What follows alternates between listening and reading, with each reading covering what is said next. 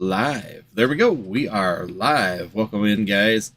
Thank you, everybody. Sorry about that. Had a couple updates. Normal Windows procedure. As you're about to go live, you get updates, and of course, always fun.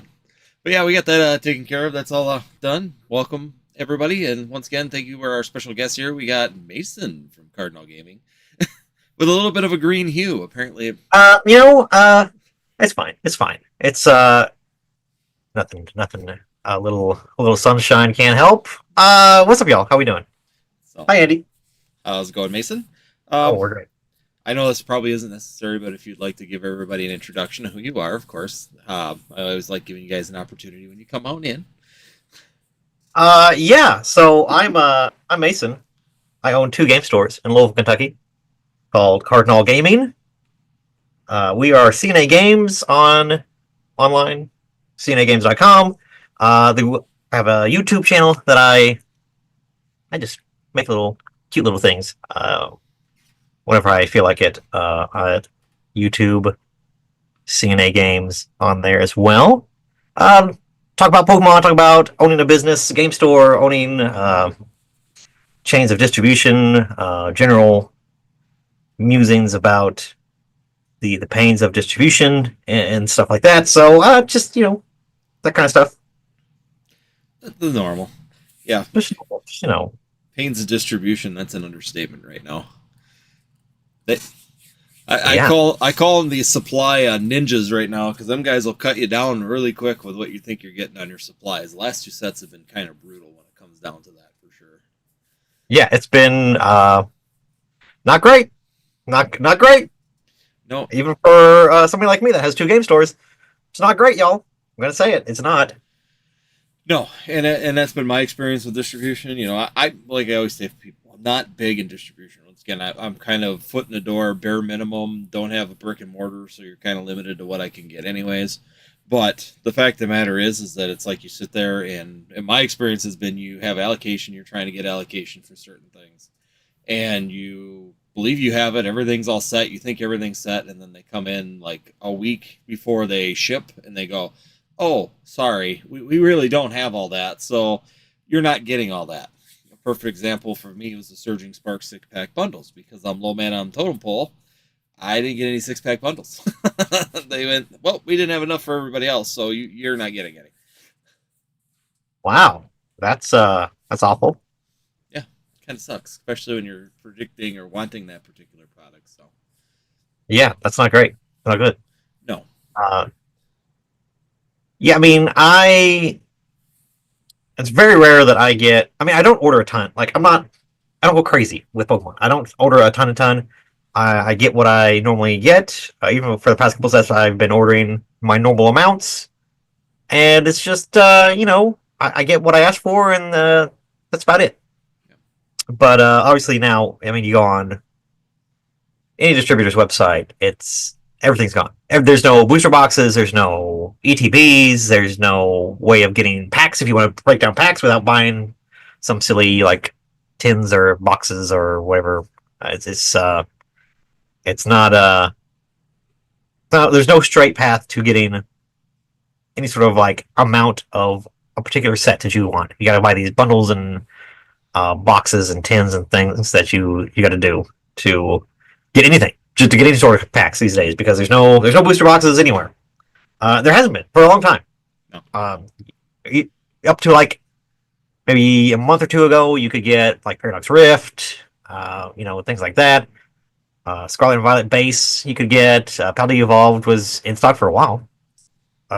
After the little reprint, restock, whatever it was that we got here recently, but that was it. That was all you could get from distribution, and now there's nothing. Obviously, it's holidays, and we're close to the time where everybody wants Pokemon, right? Everybody wants it. Everybody wants to put it on their shelves for the holidays, but there is actually none. Like, and it's kind of weird. I got an offer today from Southern Hobby, which is my main guys that I order from. It was, I think, what was it? I think it was Paldea Evolved, Obsidian Flames, a case of booster boxes of those, and then they asked you to buy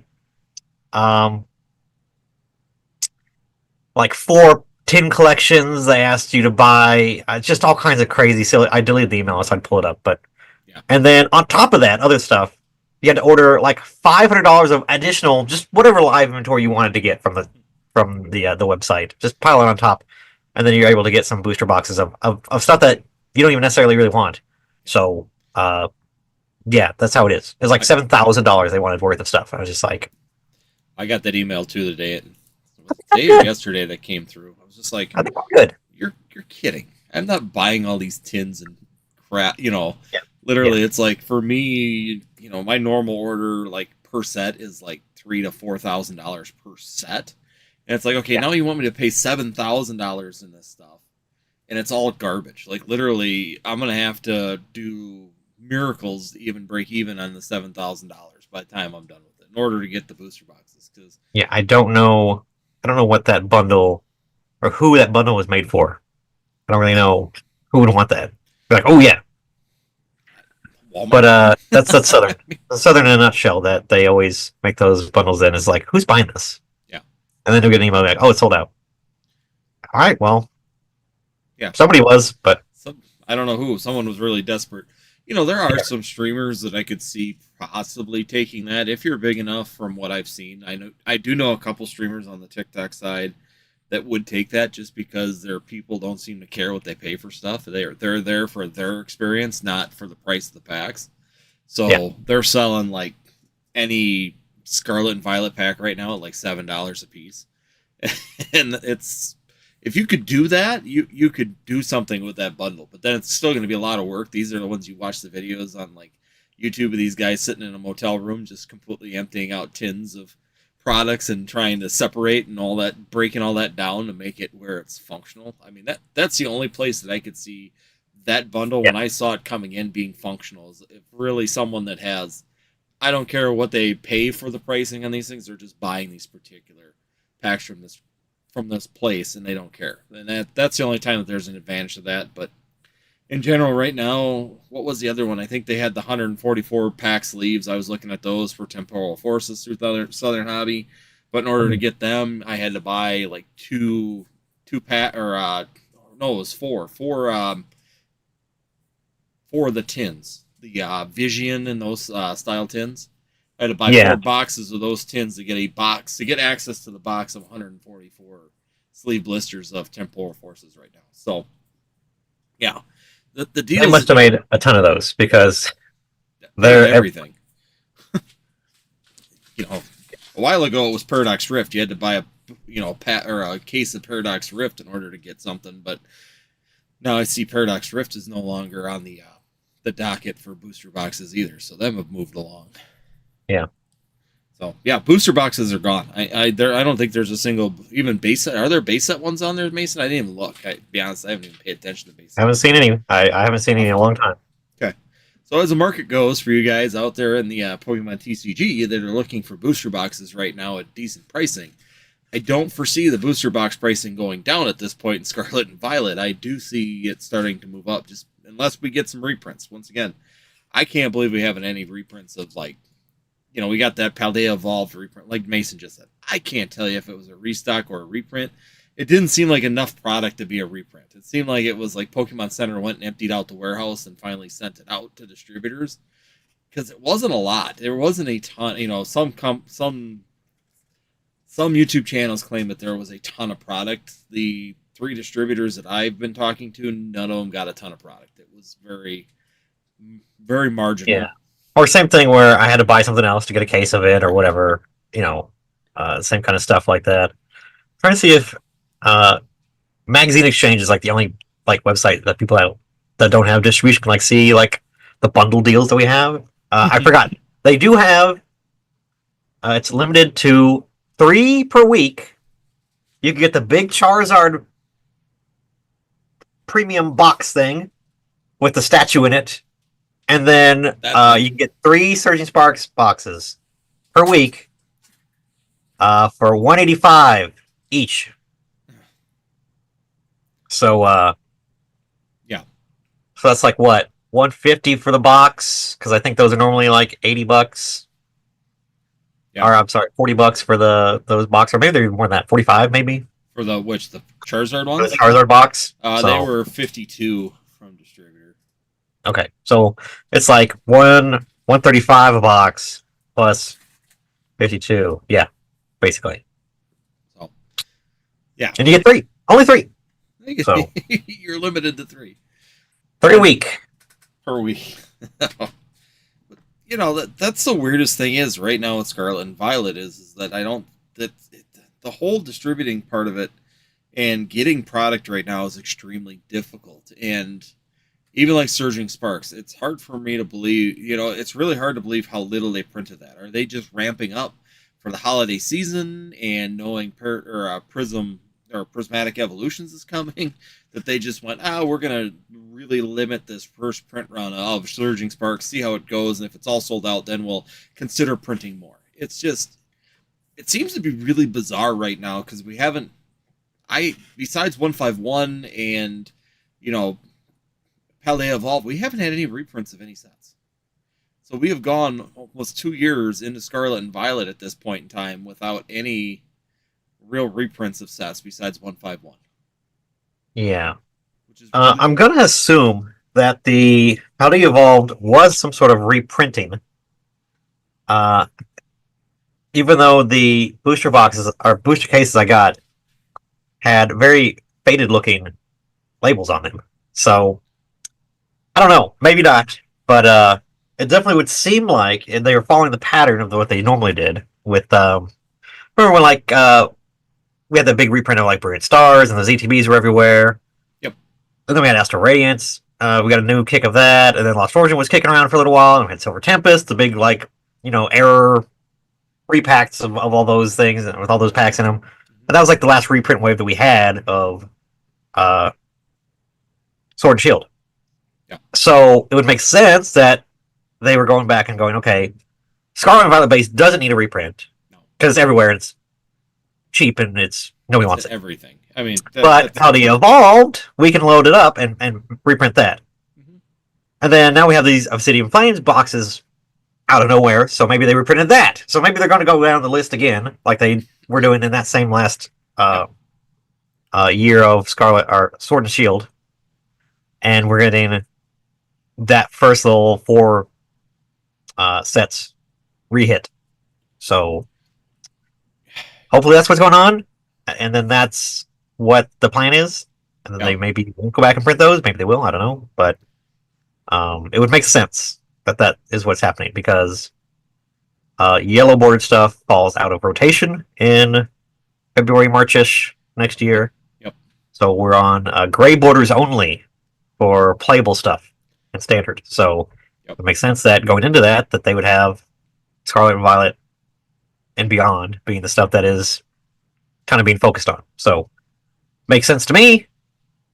And obviously they don't want to reprint that at the time because I have all this other stuff they're trying to reprint or print at the same time with Prismatic Evolutions and the Team Rocket gym set, all that stuff. So can't do it then, and we can't do it now because we've printed 3 sets in the past 3 months. Well, this last stuff, so I think they're kind of maxed out. So they kind of squeezed those in where they could, and then they're just now trickling out to where people are finally able to get their hands on them. So that's what it looks like they're doing with booster boxes. Correct. I can see that. Of course, that big box. Who knows what they're doing? Who knows how long these guys will hold on to this stuff? All these 151 bundles and things like that. Who knows how long they've had those tins in their warehouses, or maybe they got them from Pokemon. Who knows, right? I was going to do a video on that about how that kind of works. I guarantee you that rather than the way that Walmart and Targets work, where they, it's on a kind of like commission based, Walmart doesn't pay them for the product until it sells from their shelves, which is a pretty sweet gig. So that's why, when you go to the Walmart and Target area and it's ransacked and there's empty tins everywhere and stolen product everywhere, Walmart doesn't care. They didn't pay for that stuff. They literally are not out any money by that not being there because MJ Holding and all those guys are the ones that are out that money. So that's the situation there. I'm sure with big box guys like the Sam's Club and Costco, I'm sure they get paid up front, and the packaging that those like those tins are in, those are not Pokemon created tins. Are packaging that because it looks like some cheap knockoff packaging.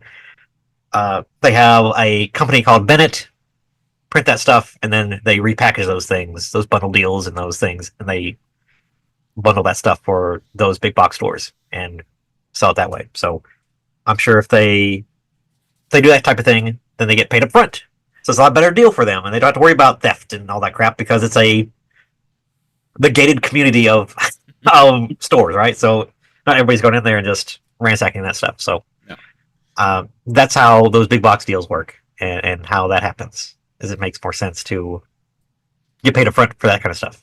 It's a lot more safer to put a high in demand product that you don't have the shrinkage of whatever percent when things go missing on every Walmart and Target shelf in the country. In a Sam's Club and Costco, it's at least more than likely getting paid for. You'd hope. So that's what makes sense to me. Yeah, and honestly, I think the only box that I've actually seen gone through like a Costco or a Sam's Club that is actually Pokemon specific was the Sea and Sky box from the Crown Zenith one. Because that was Pokemon print, that was Pokemon. But if you're buying like the Pokeball with the two, 151 tins, or that box with 5 151 tins, that's all off-party packaging that's then sent there. And I think you're 100% right. I think that when it comes to Walmart, I do know that MJ Holdings still owns it until you take it off the shelf and run it through a Walmart checkout. The second it goes through a Walmart checkout, then the store collects the money and then takes their percentage off, and the rest goes to MJ Holdings. So they're buying it as it goes. Which is it's where it's like a vending service, basically. It's like a vending machine. Somebody comes and stocks a vending machine. The machine owner collects the money, and then they pay for the product, right? That's basically how it works. And the best part is, I was talking to the MJ Holding rep the one day at Walmart. They actually pay for the space as shelving too. So they're renting that shelf. They're actually paying to rent that shelving too. And Walmart's just literally making 10% or whatever their percent. I'm guessing 10%. Whatever their percentage rate is, don't quote me on the 10%. I'm just throwing a number out there. But they're making their percentage rate off of each transaction. And literally, MJ Holdings paying for the space in Walmart. And then on top of it, they are paying... Walmart's paying nothing until it goes through the register. And then all of a sudden, they just send MJ Holding a check at the end of the month for probably the amount that they get. So it's a really good system, I can tell you that. And that's how it works at Target, at... Walmart, at Best Buy, all these stores, they're just literally renting shelves and just sending money through. So it's a really, really, really good deal for the box stores that are selling this product. Can be very dangerous, like you said, with the shrinkage for MJ Holding, considering I've seen how many countless products just ripped open and everything taken out of them right in the shelf. So, well, I think they're still doing okay. I wouldn't worry about them too much, but. No, I mean, they're not doing too bad, but I'm just thinking how much they actually do lose.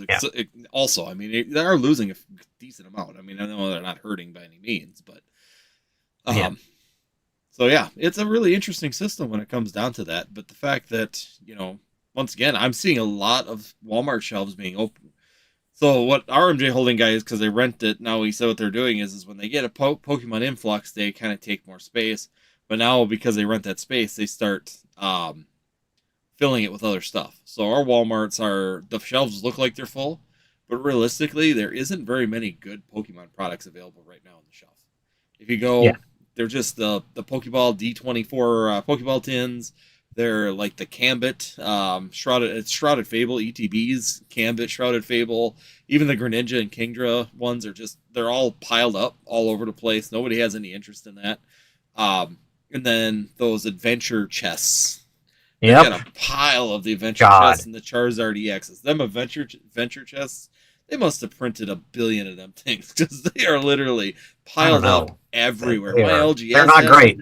No, there's nothing good in them. Even the promo, the promo hasn't even got any value. I thought that Pikachu promo when it first came out, I'm like, okay, we got possibly a chaseable Pikachu promo in here. It's a really good promo.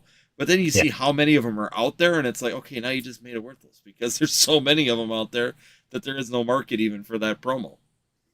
Yeah. Not sure what they were thinking with that product. They tried something, and I don't think it worked. No, I mean the chest is cool. It's a I cool. mean, it's a cool looking product, but it is basically a big cardboard box filled with like 6 packs of promo, and I think sleeves are a little like binder, a little Stickers. 1 page binder thing. I don't know what it is. It had a little sticker binder in it. Yeah, it wasn't even a binder in it. It's I mean, it was really nothing but the promo. There were 6 packs of cards in this gigantic air box. Yeah, I think they were trying to get away from maybe the metal tins, the lunchbox tins, maybe trying something different. Try something different to switch things up and see if it got something. But yeah, it definitely wasn't something that was enjoyable, and it really didn't have, to me, in my opinion, didn't have much value. Overall, it's never going to have much value when it comes down to it. And what was inside of it was really nothing, no packs that were really, good packs either that people are really chasing. I mean, it was like base set. I think Paldea Evolved. I mean, people are going to be chasing that. There's some Obsidian Flame in it. But realistically, it was kind of the beginning sets of the Scarlet and Violet era that just, they're starters. I mean, they're starter packs. They're not really going to be the ones that people are really chasing after right now. Yeah. Terry Lake just said, and I'm just going to do a quick thanks everybody for the chat real quick. I got iFomo, Gengar, Garen M, thank you so much. Son of Merc, Horizon, thank you so much. And then Terry Lake. I'm going to kind of watch the chat as we go. If people put up comments and things as we're moving along too, we'll try and incorporate them into the discussion, of course, as we're going through. If you guys have something that when we're in a section talking about something that's relevant or you want to bring it up, it's definitely a great opportunity. Like Terry Lake saying, those chests were on sale at his Target for $19.99, so they dropped them again, another $15 because they were down to $35. That's a good deal. Yeah, I mean they're $35. They've been $35 for quite a bit of time now at Target and Walmart's, GameStops, and have they? I didn't know. Yeah, because I think they were originally like $49 or $45, $44.99, I think. So then they were down to $35, or were they $39.99? And then they've been $35 for quite a bit of time now, and now he's saying that they're all the way down to $19.99 now at his Target. So they're getting desperate to get rid of them at this point in time because they're piled up all over it. Like they literally got the toy aisle. They've got a little section there, and they've got them top 2 rows of them in there just filling space, and then they're up on the top too. There must be probably about 40 of them in that store right now that they're just using it as a warehouse at this point because they're not going anywhere.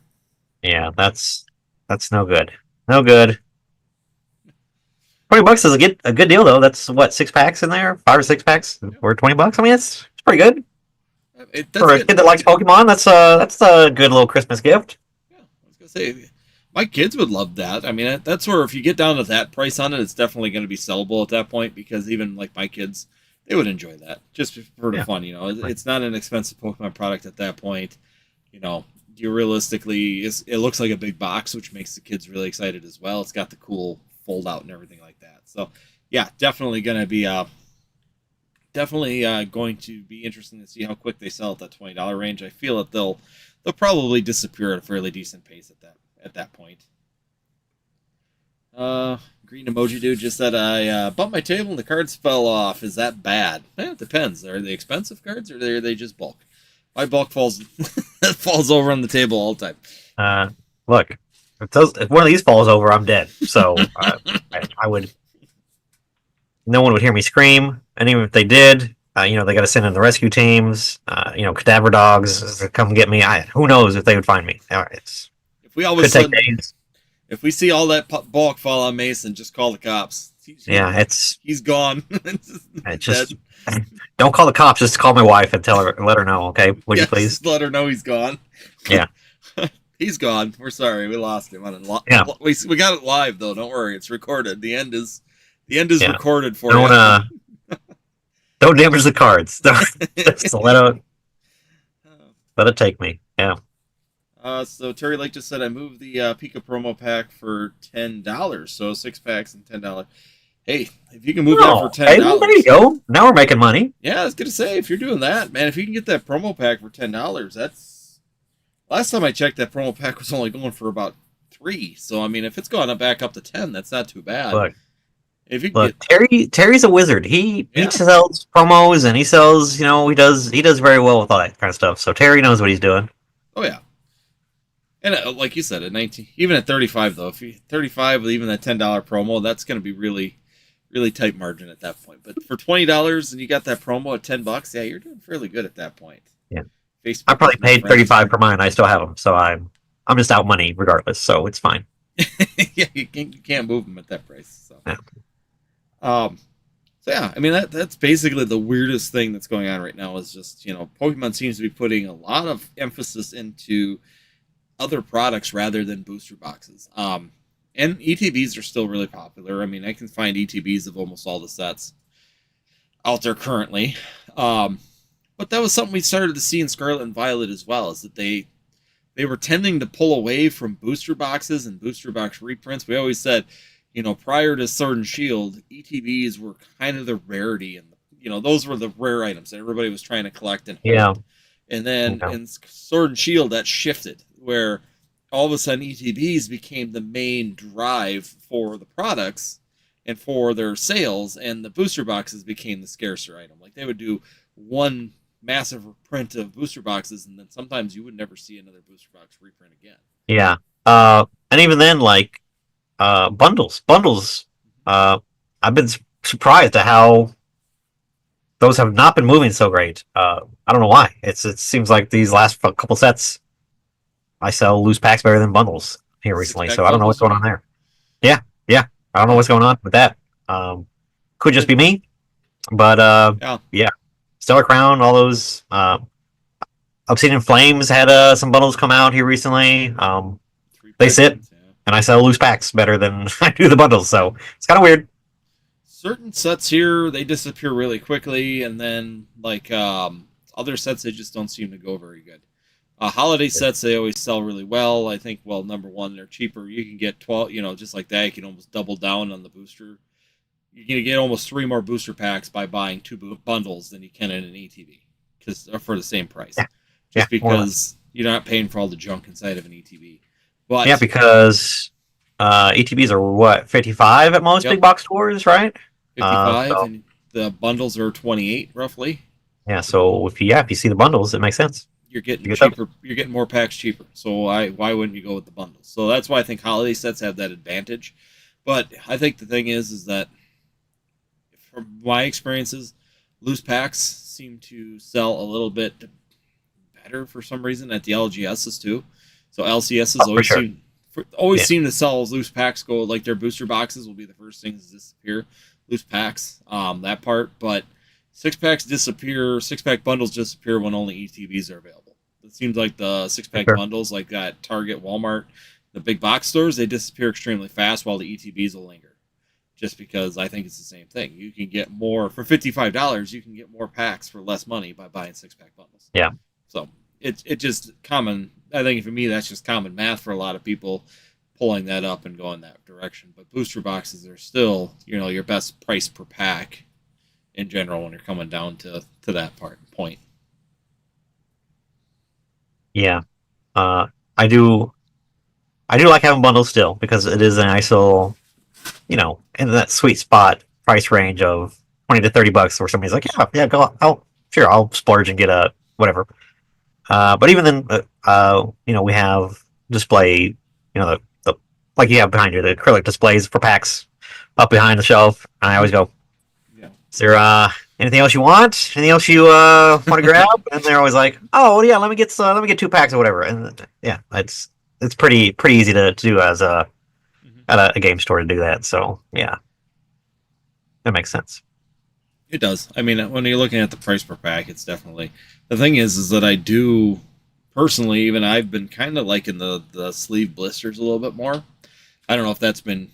I don't know. Do you ever sell little sleeve blisters at your store, or do you pretty much? I get them in just because some people do like them, just because they're randomized as opposed to a booster box worth of 36 packs.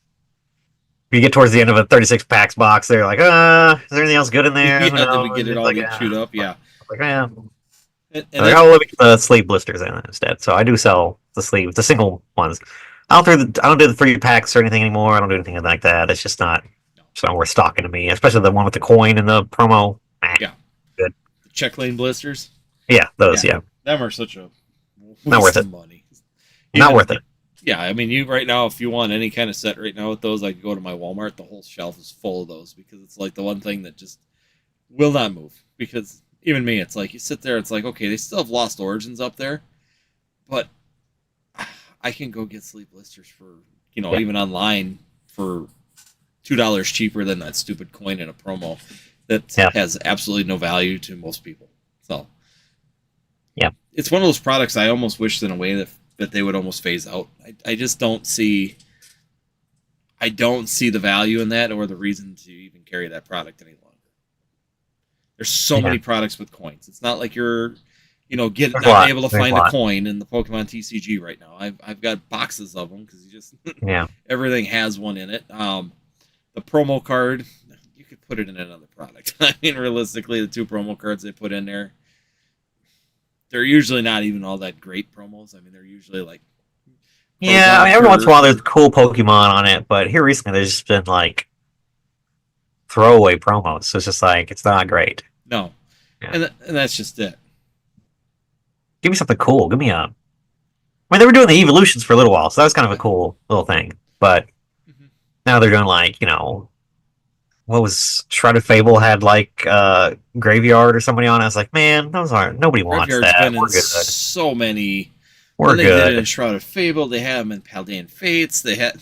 Yeah. It's like they're trying to push the little mop dog, really, really heavy. And I don't know why all of a sudden that became the new mascot of, like, Scarlet and Violet was that particular Pokemon. But Paldean Wooper as well. Yeah. The brown one. Yeah. There you go. Yeah, you get a brown Wooper instead of a blue one. I mean, It doesn't make... Some of the things just don't make sense. And, that's just like we talk about when you're talking about print runs and product not available.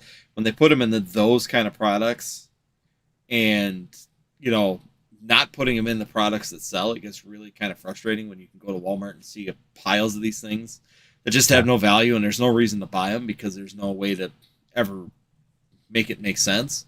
But you can't buy booster boxes because it's all sitting in other locations, which is another question you really have to wonder sometimes when you even look at these low print runs like we're seeing with Surging Sparks.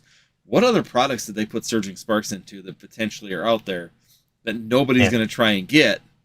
That's a ton of booster packs just sitting in the wild that nobody's going to buy them because of the fact they're in them check lane blisters.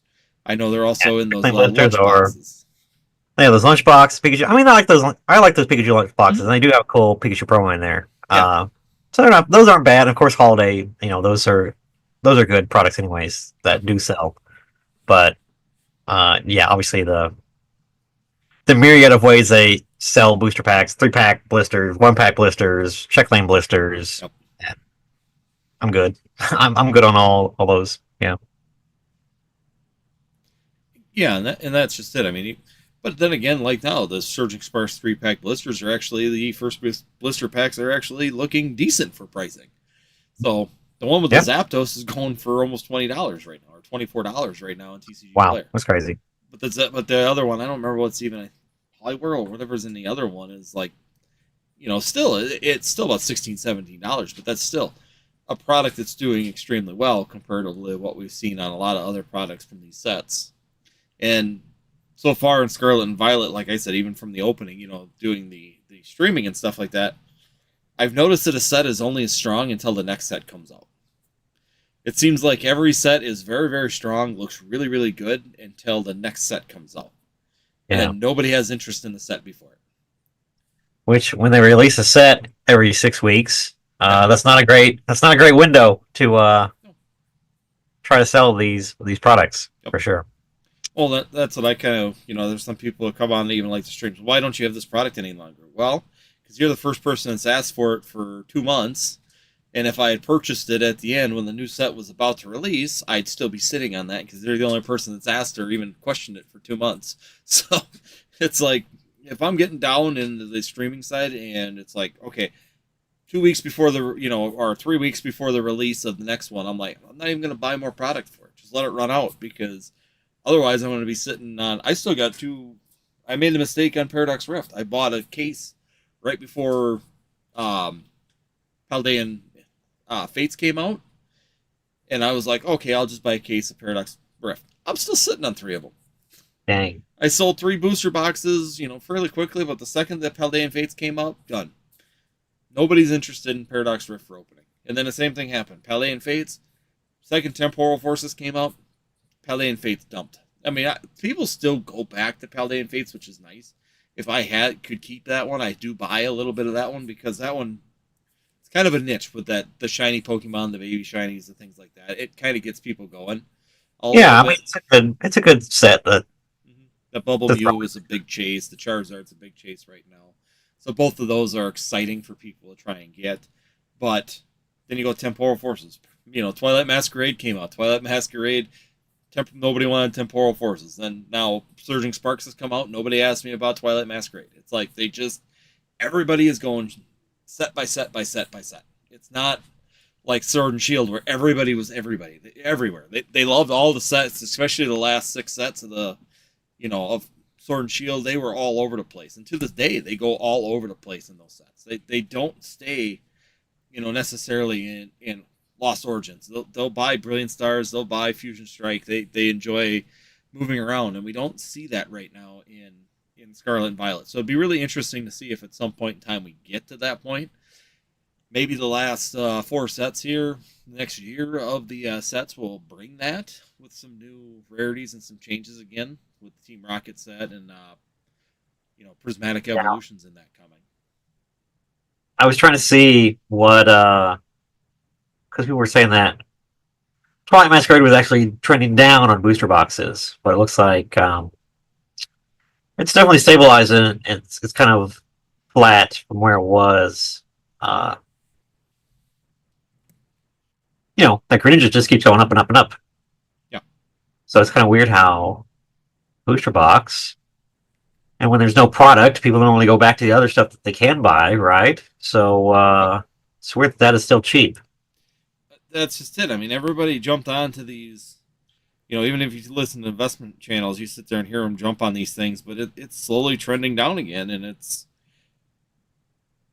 once again, it just seems to be the trend in Scarlet and Violet. It's an issue that I've seen all the way, and I've talked about it before, even on here, is that these sets are only as strong as long as they're the lead set. It's like the second that the set changes, they all lose interest.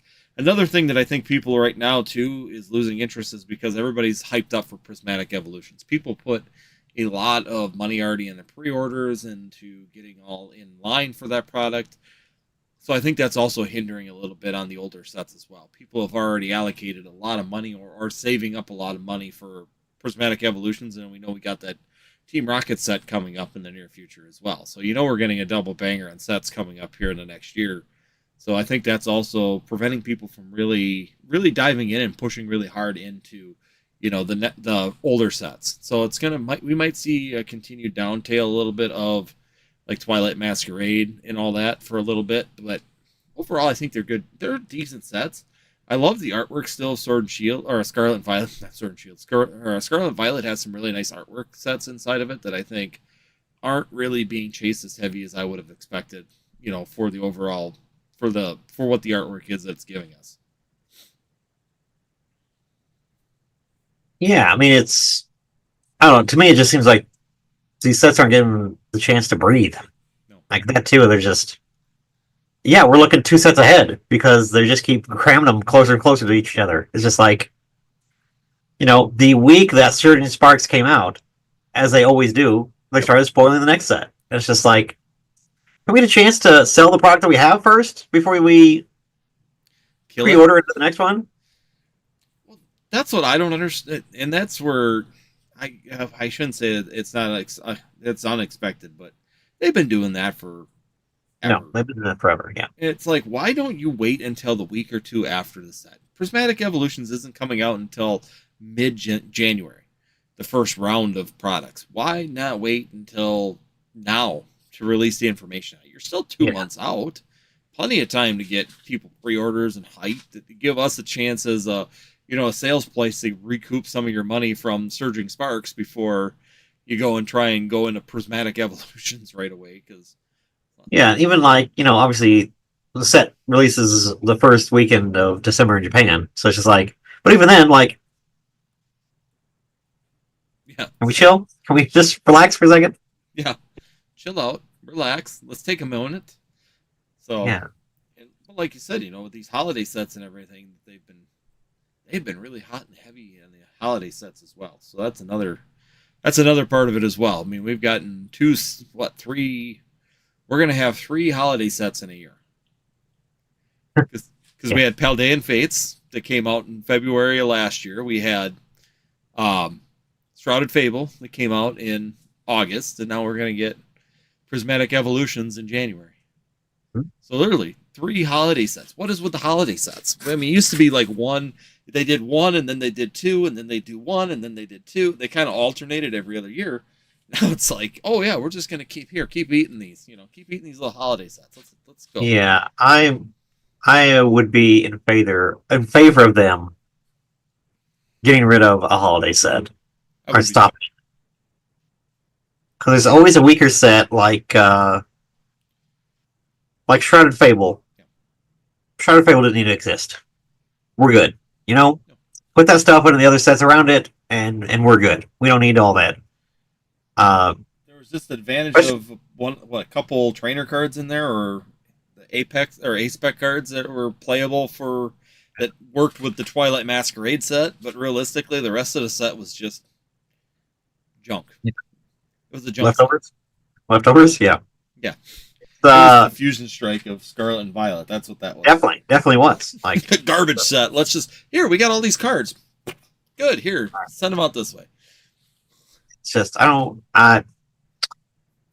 something's got to give. I think for retailers to be able to focus on blocks, equal blocks, seasonal releases, and if I'm having a season of like playing, let's talk about like that. Okay, I was in the what was before Shrouded Fable? Twilight Masquerade. Twilight Masquerade. I was in that for like 5 weeks before Shrouded Fable came out, and then Shrouded Fable had the delayed product, so it was like 4 weeks, and then Stellar Crown came along, and it was another chunk in all this, and then Shreddy's Sparks was right behind that. 2 months. It's all weird, wonky stuff that like okay, people can't build decks. People can't establish a meta. We can't like build out what's good, what's bad between the two sets because we have a set coming out every 6 weeks. Correct. You don't have time to trial. Yeah, there's no establishment of anything. Nobody wants to do and spend money on blinging out their decks or getting the most premium cards because they're like, oh, this is what I want to play for the next 3 months, so I'm going to invest in that. No, it's something new is coming next 6 weeks from now, so nobody's buying these singles up and playing with these singles because why buy that now? I might like something in the next set that comes out. That's just Magic is doing the same thing where it's just like you are stepping on your feet of selling singles because which they don't care about. Like Pokemon doesn't care. Like no. But they do care about the players, and the fact that they're doing that to the players to me. Yeah, they do care about play. They care about the idea of people sitting down and playing. Yeah. Well, that's what I mean, though. They just keep cramming it, and even myself, to be honest with you, I've kind of just taken a break. My son and I both kind of just took a big break from playing. We've been doing pre-release tournaments. We go every once in a while, but the fact of the matter is like I told my son's just like, I can't keep up. Plain and simple. He said, I finally get a deck where I think I like it. It takes a couple weeks to tune it in, so you've got 2-3 weeks of play to get it tuned in and get it how you like it, and then all of a sudden, new set, and now my deck is completely shot again. Yeah, so, I mean it's the old same thing with Magic. The same thing with Magic of people like, why would I build and buy a $50, $60 commander deck? A new set comes out in 4 weeks. Yeah. Who cares? Yeah, this commander deck's going to be toasted by whatever comes out next, or they'll have one trainer card that'll completely destroy me because it's in Pokemon. It'll be one trainer card will destroy me, or like you said, a commander deck, the whole field changes every single time that they get a new release. So, who knows Yeah. if you're on the right side of that deck or not. I mean, If you want to see evidence of this, look at the past regional results, where all the day twos have 12 different decks are in day two. And it's just all kinds of mix of just like 50%, 10%, 8%, the meta. It's just like nobody knows what is good anymore because we don't get to play with it long enough to know no, what's good and what's bad.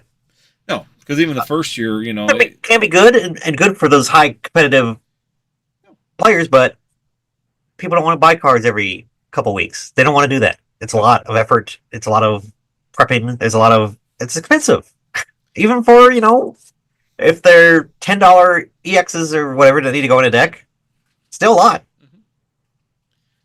Yeah, I mean, it just gets to be really, and like you said, it's not enjoyable when you, because like my son, even myself, I like to get familiarized with my deck where I know where I'm looking and the strategy and really getting it laid out in your head on how you want to play it, with what cards you pull, and you can't do that. You can't get familiarized with your deck because there's just not the time periods to play it to like what used to be. Because even when you used to get that space, so usually like. Even the first year of Scarlet and Violet, it wasn't bad. You built a Charizard EX deck. You could play that for a while. The Paradox Rift came out 3 months later. It gave you time to get used to that Charizard EX deck and then pull some of the trainers and be able to adjust your deck a little bit and do them little tweaks so you'd be playable still, or, switch your deck to a Roaring Moon deck or whatever you were doing. But you had time to play these decks out and get familiarized with them and tweak them and make them how they play for you the best. Now it's like you got to go online quick, find a generic deck, and just throw it together quick to be even competitive, to be in the market. And you really don't get time to get familiar with it to go, well, I like this trainer a little bit better because it gives me this advantage for my playing style. Yeah. You don't do that anymore. You're just playing these generic decks. That's all you're doing. Mm-hmm. Yeah. So, yeah. That's definitely what I've been seeing locally, too. I have not had as many consistent players. Not nearly what it's used to, and a lot of people are taking breaks because, it's a lot right now. It's like too we're much. almost all waiting for it to cool down a little bit so that we can get our head around how we want to, what do we want to do here? How do we want to, is there going to be a gap here long enough? So coming up here, I see enough of a gap here between like Surging Sparks and Prismatic Evolutions now, finally, to where it may make sense to maybe try to build a deck here and maybe this week start playing again to try it and see if I can get familiarized with another deck and see if it works for me or if it needs to be adjusted and make some adjustments. But Prismatic Evolutions will throw a big wrench in that again. So we're doing these little holiday sets in between really mess with that flow. Yeah, it's just too much. It's too much smushed all together. Yep. Makes it rough. It does. So that's just one complaint I have right now. But like I said, in general, I think that Pokemon does what Pokemon does, and we'll adjust. This longer playing style too is a really interesting setup as well. Scarlet and Violet matches take a lot longer. Yeah, not a lot longer, but they are drug out comparatively to what Sword and Shield decks were for sure. Well, and we're getting into talking about Pokemon meta now, so everybody click off now. Sorry if you don't care, but they made the Dust Noir evolution line where you can blow stuff up, right? Yep. So you pretty much knock out your Pokemon, knock out their Pokemon, everybody takes a prize, right? Yep. That made games too fast because now you're taking 3-4 prize turns. Mm-hmm. Whenever you just like on turn 2, you rare candy, pop, hit blow things up for 13 damage, and then so your game's over. And we're so because we're going down from VMAXs to EXs, we're like, okay, we're going to evolve our Pokemon again. We're going to evolve up. Go all the way up. Yep. Start with a little baby, and then go all the way. You start with a Pidgey to go to Pidgeot, right? Yep. Now, with these Dust Wars, you're knocking out all the stuff on the bench. Yep. So, to fix that, in the next set, Stellar Crown, they had to come out and say, okay, Tropicos, I'm going to have a stadium that lets you have a bigger bench so that you don't get donked and you don't lose as fast. Yep. Now you have where these matches where you have 8 bench spaces with your main active Pokemon. It's 9 Pokemon on the field, 9 Pokemon on the other side, and we have so much stuff to do in every turn because we're evolving, we're shuffling, we're rare candying, we're it's all this. You're just doing all these play actions. It's. Well, now they're making all these Pokemon now too. Even like the Pikachu. I don't know if you've read what the actual ability is. Yeah.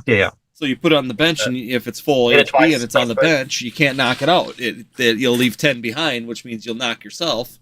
Yeah. But you won't take the bench Pokemon completely out. So it's given the advantage back to the bench to hold that bench at least a little bit. So it deters people from grenading themselves all the way, Yeah. So they had a problem. Or they had a cool mechanic of like, okay, I'm knocking me out. Everybody gets a prize. It's kind of fair. And then now they expanded the bench sizes to where nobody gets donked anymore because it feel bad.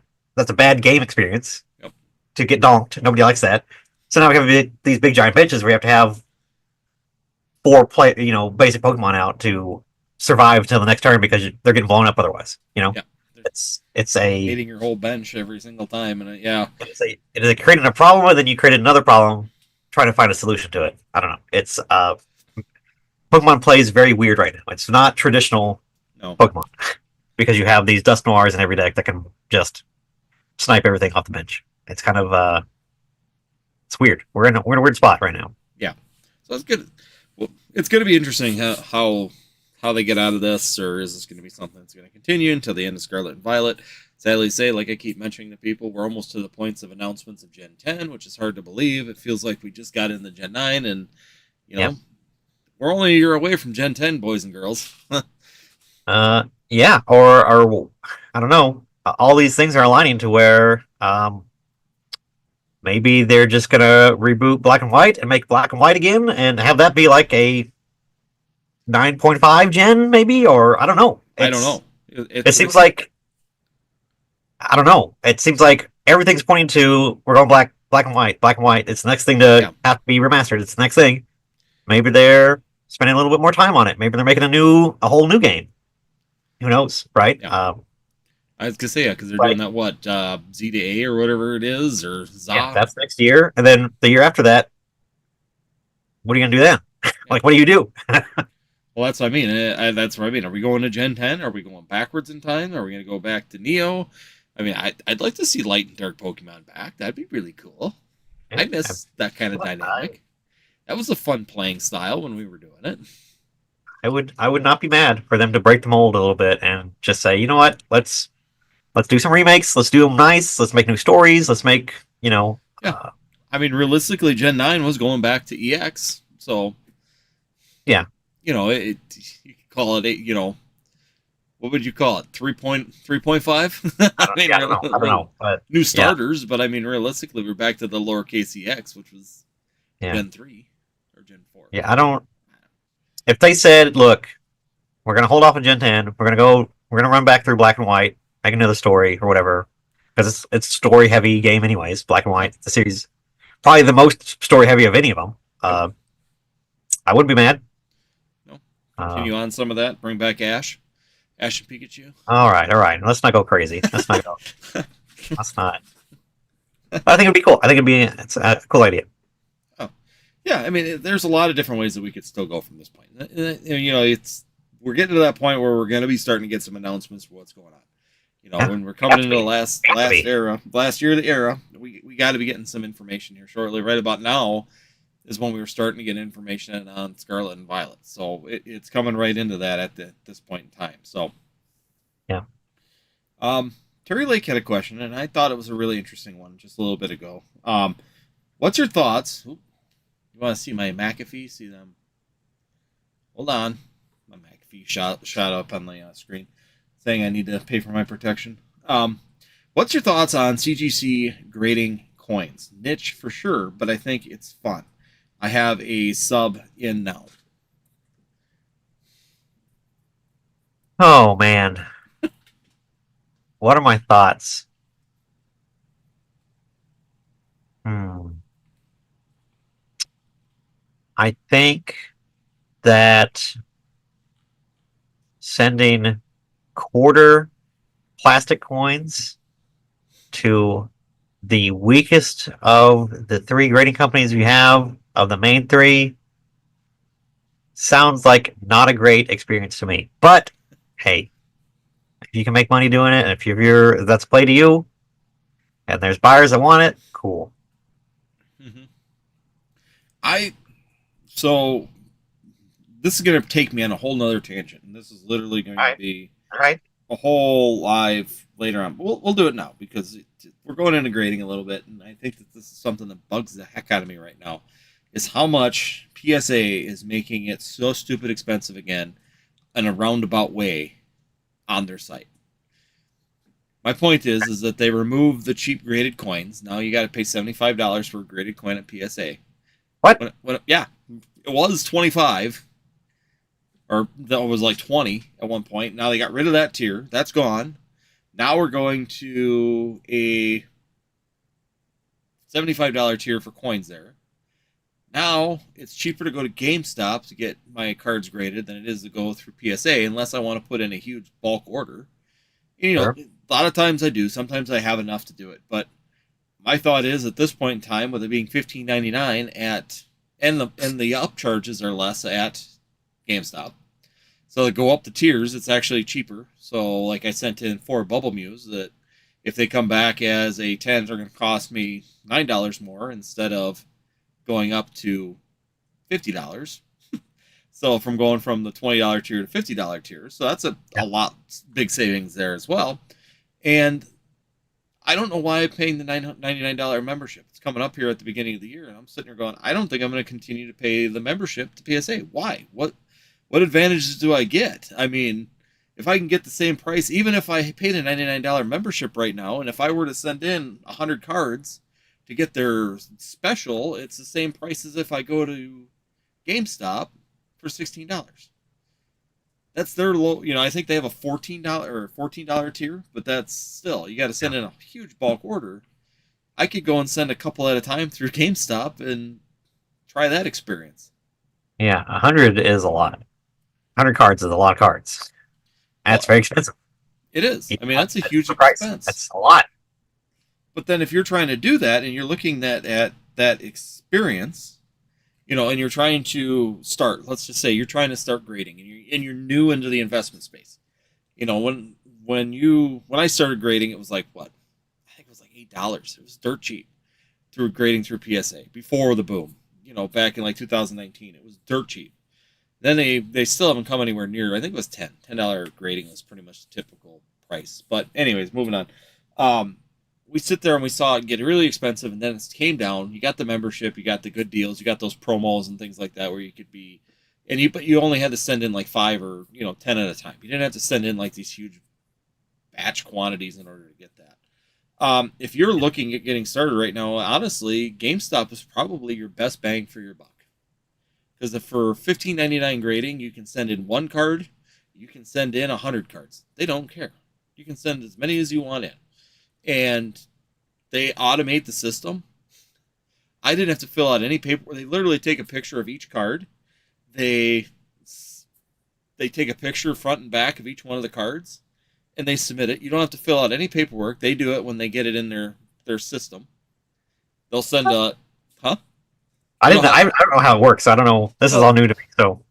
So I just did my first batch through GameStop because I'm like, I'm going to try this before I make a commitment to go on, killing my membership and just going through GameStop for this price. So I figured I'd try one and see how she goes.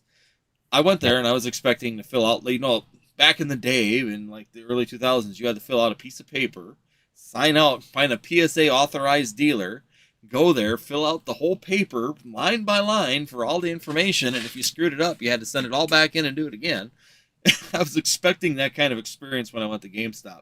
Right. Honestly, they took a picture. So they took a picture of all the cards on the table, like the lot of them. And then they took a picture of each individual one. And they will send them into their warehouse. They are their system. They're going to fill out all the paperwork for you for $15.99. They're going to fill out all the information, pull all the information for the cards, submit your order, and then you get it back. So you don't even have to go through PSA's line of crap to try and find the cards you're looking for. They do it all for you for $15.99. Pretty nice. If this works, I'm canceling my membership. I'm just going to go through GameStop. And then if you get them back, and let's say you want to, you pay the money up front. Let's say you want to make some money back. GameStop buys them from you. So you can not even take them home. I don't want that PSA 8. Just take it. Whatever you give me for it. Rather than me dealing with it and taking up space, trying to market it, try and get it on eBay to break even on it. If you give me whatever for it. Makes sense to me. I'm just sitting here. If you are new and you're not sending batch grading and nowhere near that point, guys. If this works at GameStop, and I'll do a follow-up video, like I said, I did the original video. We'll do a follow-up when they come in. They say it's like 30. They say 35 to 45 days, which is no different than almost sending it yourself, anyways. So that doesn't even really change. If it works, guys, if you're new and you're not sending hundreds of cards at one time, I don't see a downside to using it if it actually follows through like they say. My worry is I'm going to get a bunch of mislabeled cards. I'm going to get, I'm worried about the disaster that could come from it, but we'll see how it goes. Adding a bunch of new hands touching your stuff before it gets to PSA, and then coming back, obviously too. It'll be interesting to see how it rolls out. The good news is that they do have guarantees. That's what the pictures are for. But once again, you can't help scratching. I mean, if they're pulling, I hope they're not pulling them out of the top loaders or anything like that. I mean, hopefully they shouldn't need to, but I don't know. That'll be interesting. It'll be really interesting to see how they come back. Because like I said, I know that those Bubble Mews, I'm expecting at least 3 of the 4 to come back as 10s. They're clean, very clean centering. Everything's dead on, no whitening, no marks. So if they come back with like 8s and 7s, I'm going to know that someone screwed up big time. Yeah. Oh, so it'd be an interesting test. Once again, I'm willing to test things to see how they work. But if this works, I would definitely think that this would be a fantastic route for like beginners, especially even myself. I mean, it's a great route. I mean, honestly, if I don't have to sit there and try and find all those cards for the grading side of things, and they do all that process automatically, where I could just drop cards off at my GameStop, take a couple pictures with them, and get them all into their tablet system, and they're done. How much time savings is that? No, yeah. I mean, for me to do a 100-card submission can sometimes take a couple hours to get all the information, depending on what card they are and how difficult they are to pull up on that stupid list. And there's no like value maximum. There is. Or is there? There is. I mean, they still have a value maximum, since they got a similar tier to what they have at PSA, but the amount it goes up is less. So, for example, if you were to go from the bulk tier to like the next tier up where it goes over $500, it's only a $9 increase. If you go through PSA, it's a $15 increase. If you go to the next tier where you cross the $1,000 mark, it's only a $15 increase. So basically, it'd be a $30 grade on a $1,000 to $1,500 card. If you went through PSA, it's $75. Wow. So you're saving $45 on even the upcharges. So if it works and it goes through like they say it is, like I said, it's a test. I'm not gonna vouch to say that it's gonna work. I'm not gonna vouch to say that this is the way of the future for grading. I'm just saying is that if you're new in grading and you're trying to make some moves in that area and you feel like you're comfortable in doing that, I could definitely see an advantage to using GameStop, even as a seasoned grader. I could definitely see an advantage to going through GameStop versus me spending the time to do it.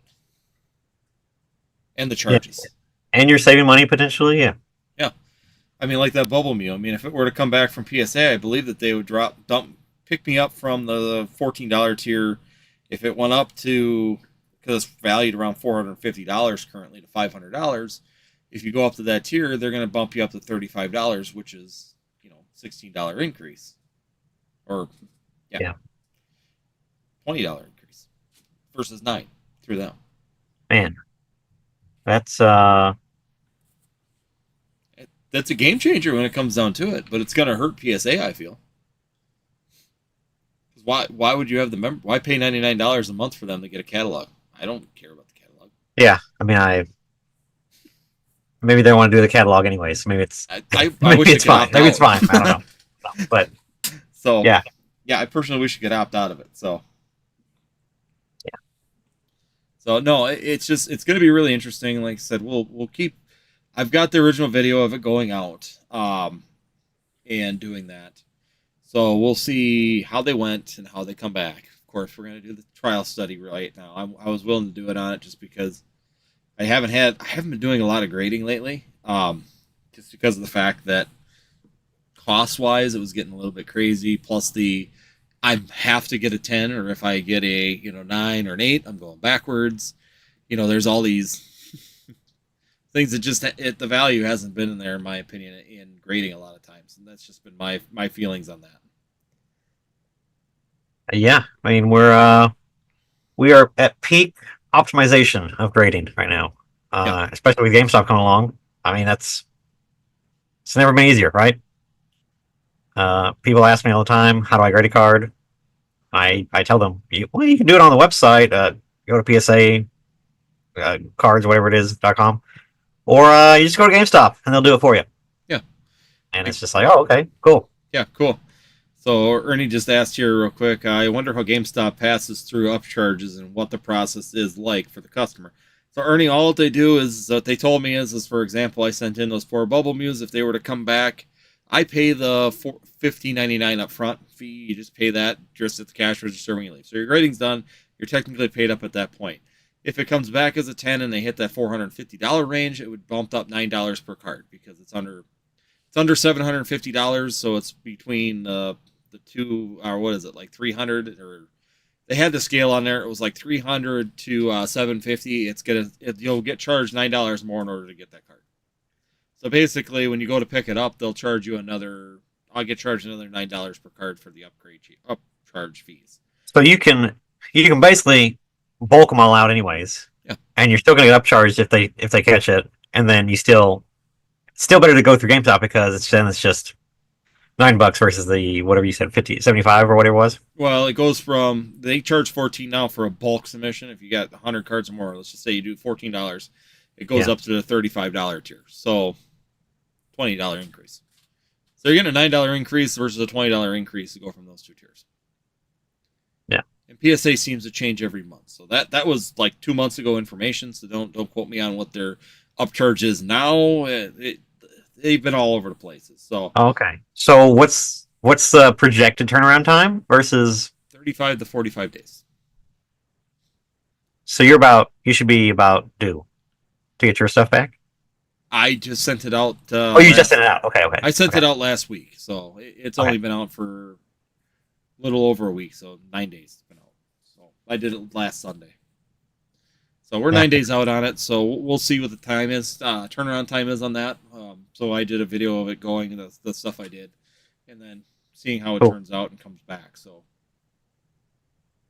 nice. Ernie here, can you use GameStop trade-in credit to pay for the fee? Yes, I also use you can also use your points that you accumulate too. So if you've got the the GameStop point system, or your whatever they call you, their new system there. Yeah, so Pro membership or whatever it is. Yeah. Pro membership, that's what it is. So if you're a Game Pro and you're a GameStop Pro and you have points, you can also use your points to it. You can use your credits to pay for it if you'd like. So that's what he was saying, is some people will bring in graded cards in order to pay for the next graded cards. So they'll literally bring in, or when they get them back, they'll sit there and they'll give you credit as well, or pay you out for the graded cards if you bring them back as well. So there's a bunch of different ways you can pay for it that way. But yeah, no, you can use the system any way that they have cash on hand for you. You can use that to pay for they treat it as if you're buying a video game or any other purchase through their store. So no, that works out pretty well on that part. No, that's cool. I mean, hey, it's all more ways to save money. Fingers crossed it's a complete experiment. So we'll find out how this all rolls through when we're all finished. Yeah. Bro, PSA, iPhone says, PSA consolidating 2 orders of mine that were 3 weeks apart. Now I have to pay $1,000 in grading fees. Yeah, GameStop looking pretty good where they can pay up front. Ouch. See, that's the stuff with games. That's the stuff with PSA that drives me crazy. They start combining stuff, so if you wanted to delay one, or you thought you had 3 weeks between them, now all of a sudden you're not going to get that one order back to pay for the next one like you could do through PSA. So now he's gonna have to come up with That's $1,000 instead of $500 for his order back. yeah, sucks. That's crazy. Yeah, they've done that to me too, where I've submitted. I found that you have to submit at least 4 weeks apart for PSA, because if you go any closer on that in the submissions, they'll sometimes find them in the system and they'll smack them together. So then they'll charge you a lump sum to get them back, and it's like, now I got to pay way more than I thought I was going to have to pay for this thing. So, and that sucks. 'Cause, I mean, can you imagine if you're sitting there putting in $1,000? Let's say you were doing $2,000 submissions, but you spread them out by 3 weeks, and he's only $1,000 for the cost. Imagine if you were doing like $5,000 submissions, and they did that to you. Now you got to come up instead of with $5,000, $10,000 to get your order back. That's a huge change when you're planning things out. Oh, it's insane. Let's see here. I saw that I'm covered on the 1K, but imagine anyone else. Yeah, exactly. A lot of people would be screwed by that. They wouldn't know how to handle that, especially people that are running, order to order to try and get them in, sell, and then knowing that there's good cards inside of the first one to pay for the second one, and all of a sudden, nope, you're not going to get any of your cards unless you pay this double fee for it, or way more than what you were planning on. Yeah, that sucks. Yeah. Pokechef just asked, Mason, what are some respectful things people can do inside card stores that no one thinks about? Or what are things customers do that's frowned upon? LOL. Oh boy. How much time we want to go, Andy? How much time we got left? How late do you want to go on this? I told my wife around 2 to 3 hours. I know how it gets when we start talking, Mason. So we can we got time. I opened up a window for you. Cool. I did a I don't know if I guess it doesn't matter. I can shill Pokenomics' Discord. I guess why not, right? I did a presentation to them about how you can befriend your local game store and the do's and don'ts and etiquette and stuff like that. So what are some respectful things you can do? Basically, number one is be honest with me. Are you going to buy the stuff, or are you not going to buy the stuff? Or you just want to look at stuff, or are you actually want to potentially purchase things? Or you're like, hey, I'm looking for singles I want to grade, so I want to see what you got. If you know your store locally does not grade, you can come into my store, and there's stuff that I'm not interested in grading or taking the chance on or gambling with. Be my guest. And if you say that up front and say, hey, I'm looking for stuff to grade or good condition stuff, if I can see everything before I go to buy it, but I will, if they're all in good condition, I will absolutely buy them. Just tell me that up front. Tell me that up front, and I'll be like, cool. And because then I can say, if you look at something and you're like, okay, that, I'll say, that's not going to grade a 10, or that's not going to be a good grade. It's moderately played or whatever. I can save us both time by doing that instead of you going, all the time. And then if you say, hey, I like this card, I want to get this one, put it off the side for me, that is my committal pile. You are committing to me that this is a transaction that's going to happen. 100%, I'm going to put this off the side for you. You got it. It's yours. And then we can keep going. We keep going. It doesn't matter. But definitely, if you look at something and you like something, commit to buying it. Because there's no, I don't have the money to buy all of these things that I just pulled out of the case. I can only afford 2 of them. So now I have to decide which ones I want. It's just that's super, super annoying. Playing Survivor, the card game. Yeah, it's just I had someone do that the other day, and it's just what are we doing, y'all? I will absolutely, I'm more than happy to pull things from the case for you. Have you look at them, take your time with them, look at them with if you want to whip your phone out, I don't care, get with the light or whatever, do whatever you want to do, I don't care. Absolutely fine. But if you say, yes, I want this one, commit to buying that card. And that proves to me that you're a serious person that I'm going to spend some time on rather than just somebody that's window shopping. So that's definitely a couple things. Definitely, and I think, Andy, you talk about it all the time. You have a couple of card shops that you frequent and have good relationships with. Befriend your local game stores. Go see your local game stores. It is the absolute best way to see cards before you buy them, and whether or not they're going to grade well, if that's what you're into, or if they're going to be actual near mint. Rather than buying on a TCG player and taking the chance that somebody is lying about the condition of the card, or go to your local game stores and have the convenience for you to looking at that stuff in person and seeing stuff in real time, and you can decide whether or not you want to buy it there. So definitely, that's respectful things you can do for sure. Things customers do that are frowned upon could potentially be a longer list. So let's see. Yeah, like I said, waste your time. That's the number one thing. Just like, I don't know why people are like, hey, if this guy thinks I'm going to grade the stuff, I'm not going to get good service or whatever. He's not going to, like, I don't care. If you pay what I'm going to pay for it, or what I ask for it, I don't care what you do with the card. You can light it on fire as soon as you pay for it. I don't care. Doesn't matter to me. None of my business. It's your card at that point. Yep. Just pay me what I ask. I do not, as an established store, I have set prices. I have things online. I have all these things. Haggling, I'm just not too keen on in person. You got to be buying a heck of a lot of cards if you want to haggle with me about pricing. I price pretty fair. I price pretty fair to a TCG player. I'm not a big person that is going to haggle with you. I don't like that.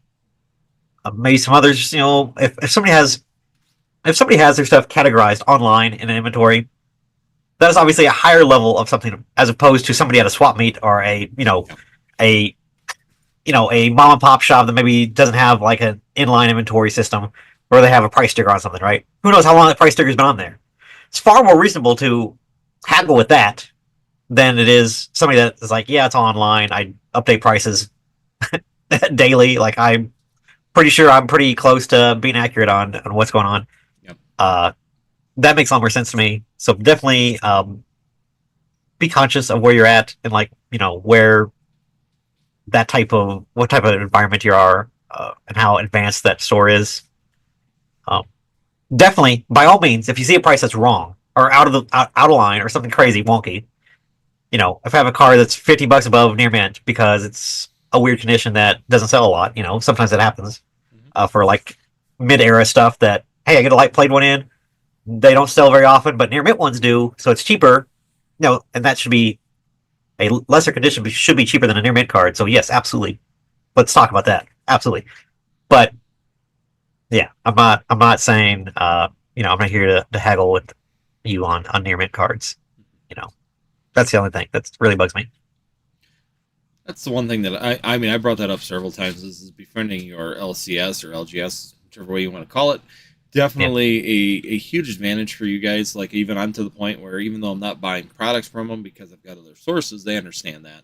But if they get cards in that people are looking at selling, I'm one of the first people they call because they know that I'm reliable. If I say I'm going to buy something or looking for something, they know I've got the cash. I'm going to come and do it. Like you were saying, if you say you're looking for something and you have the LCS owners watching for something for you, be ready to buy it.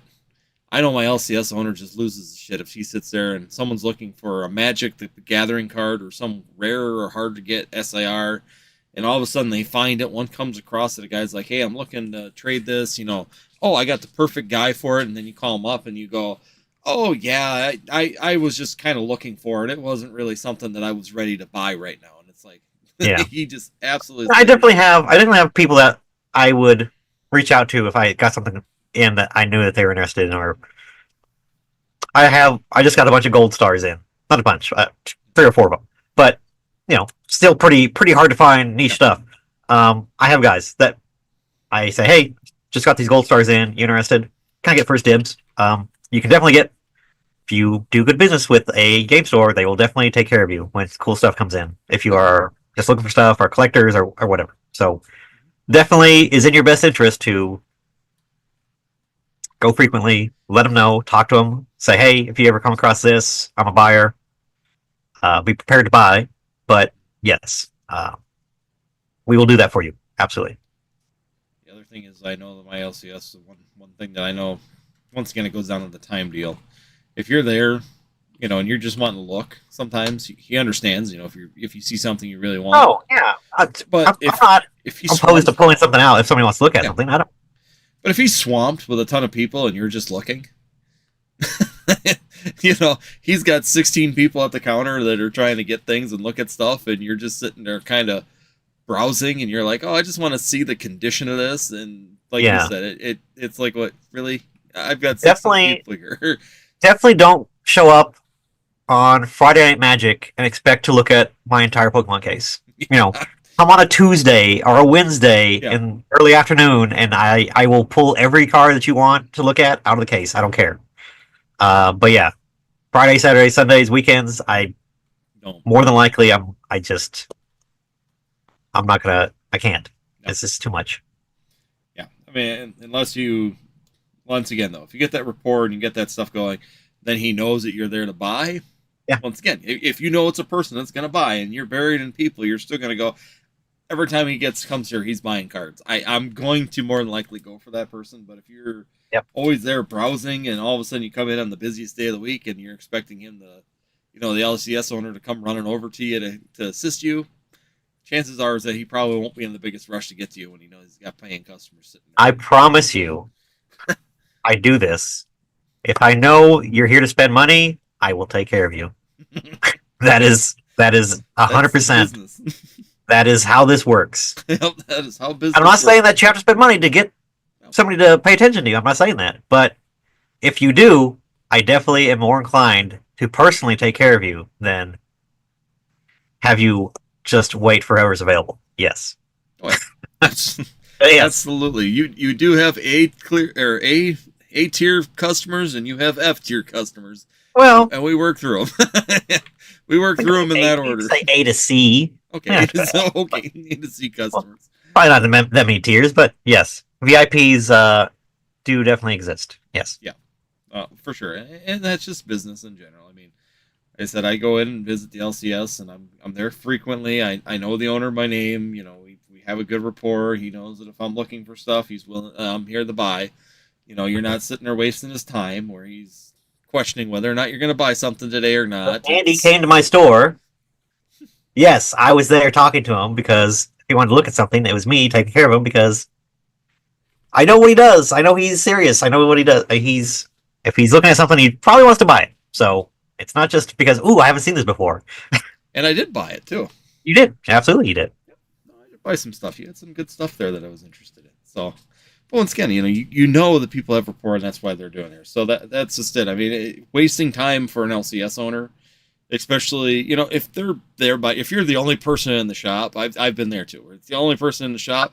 You can BS and do whatever you want. They don't. I would much rather talk to you than not. I know, rather than sit in the corner. If I'm slow and I don't have anything else going on, I would much rather talk to you than ignore you. So definitely, let's talk. But yeah. But if you're busy as heck, just don't waste your time.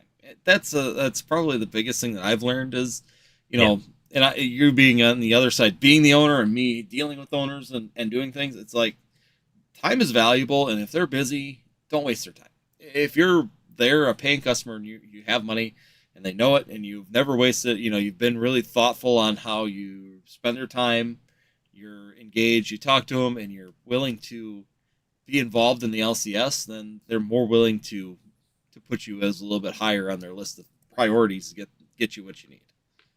Yeah.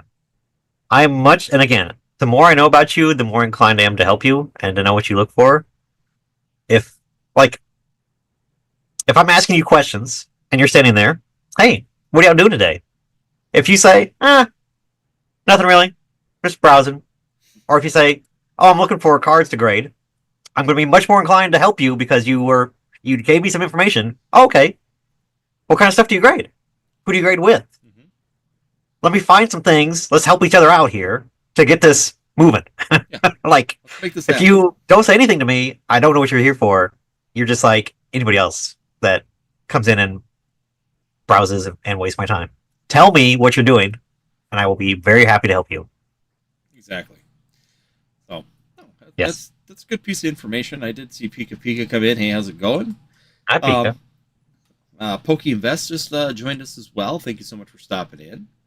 PokeChef did have one more add-on to that. It's Mason.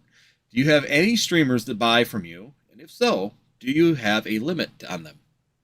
A limit? Like, do I say, hey, you can't buy 10 cases such? of product. I do have streamers that buy from me. I have stuff that I collect for streamers that want particular things. If something comes in, yes. But do I set limits on things? No, because I don't sell at just the suggested price. I sell at market. That's not really tending to be an issue because I'm already, whether I sell that same item to 10 people or to one person, I'm netting the same amount of money, so it really doesn't matter to me. If somebody wants to come in and buy 3 cases of Surging Sparks, I don't have 3 cases, but if I did, what's it to me? If it's at my price, But yeah,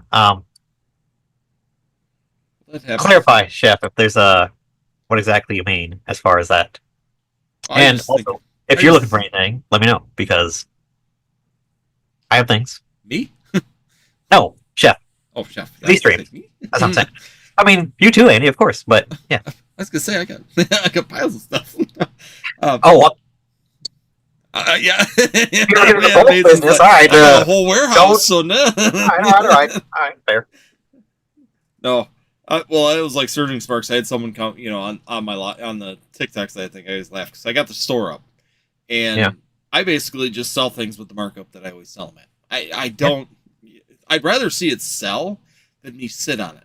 And I know I'm still making profit, so I know I'm making the profit that I need at it at the price I listed at. So, some people were just like, I know that I sold 5 cases of the 144 case or sleeve blisters.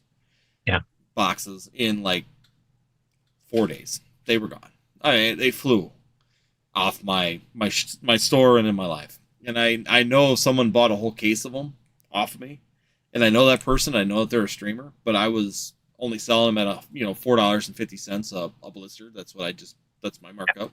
I don't have an LCS, so that's good profit for me.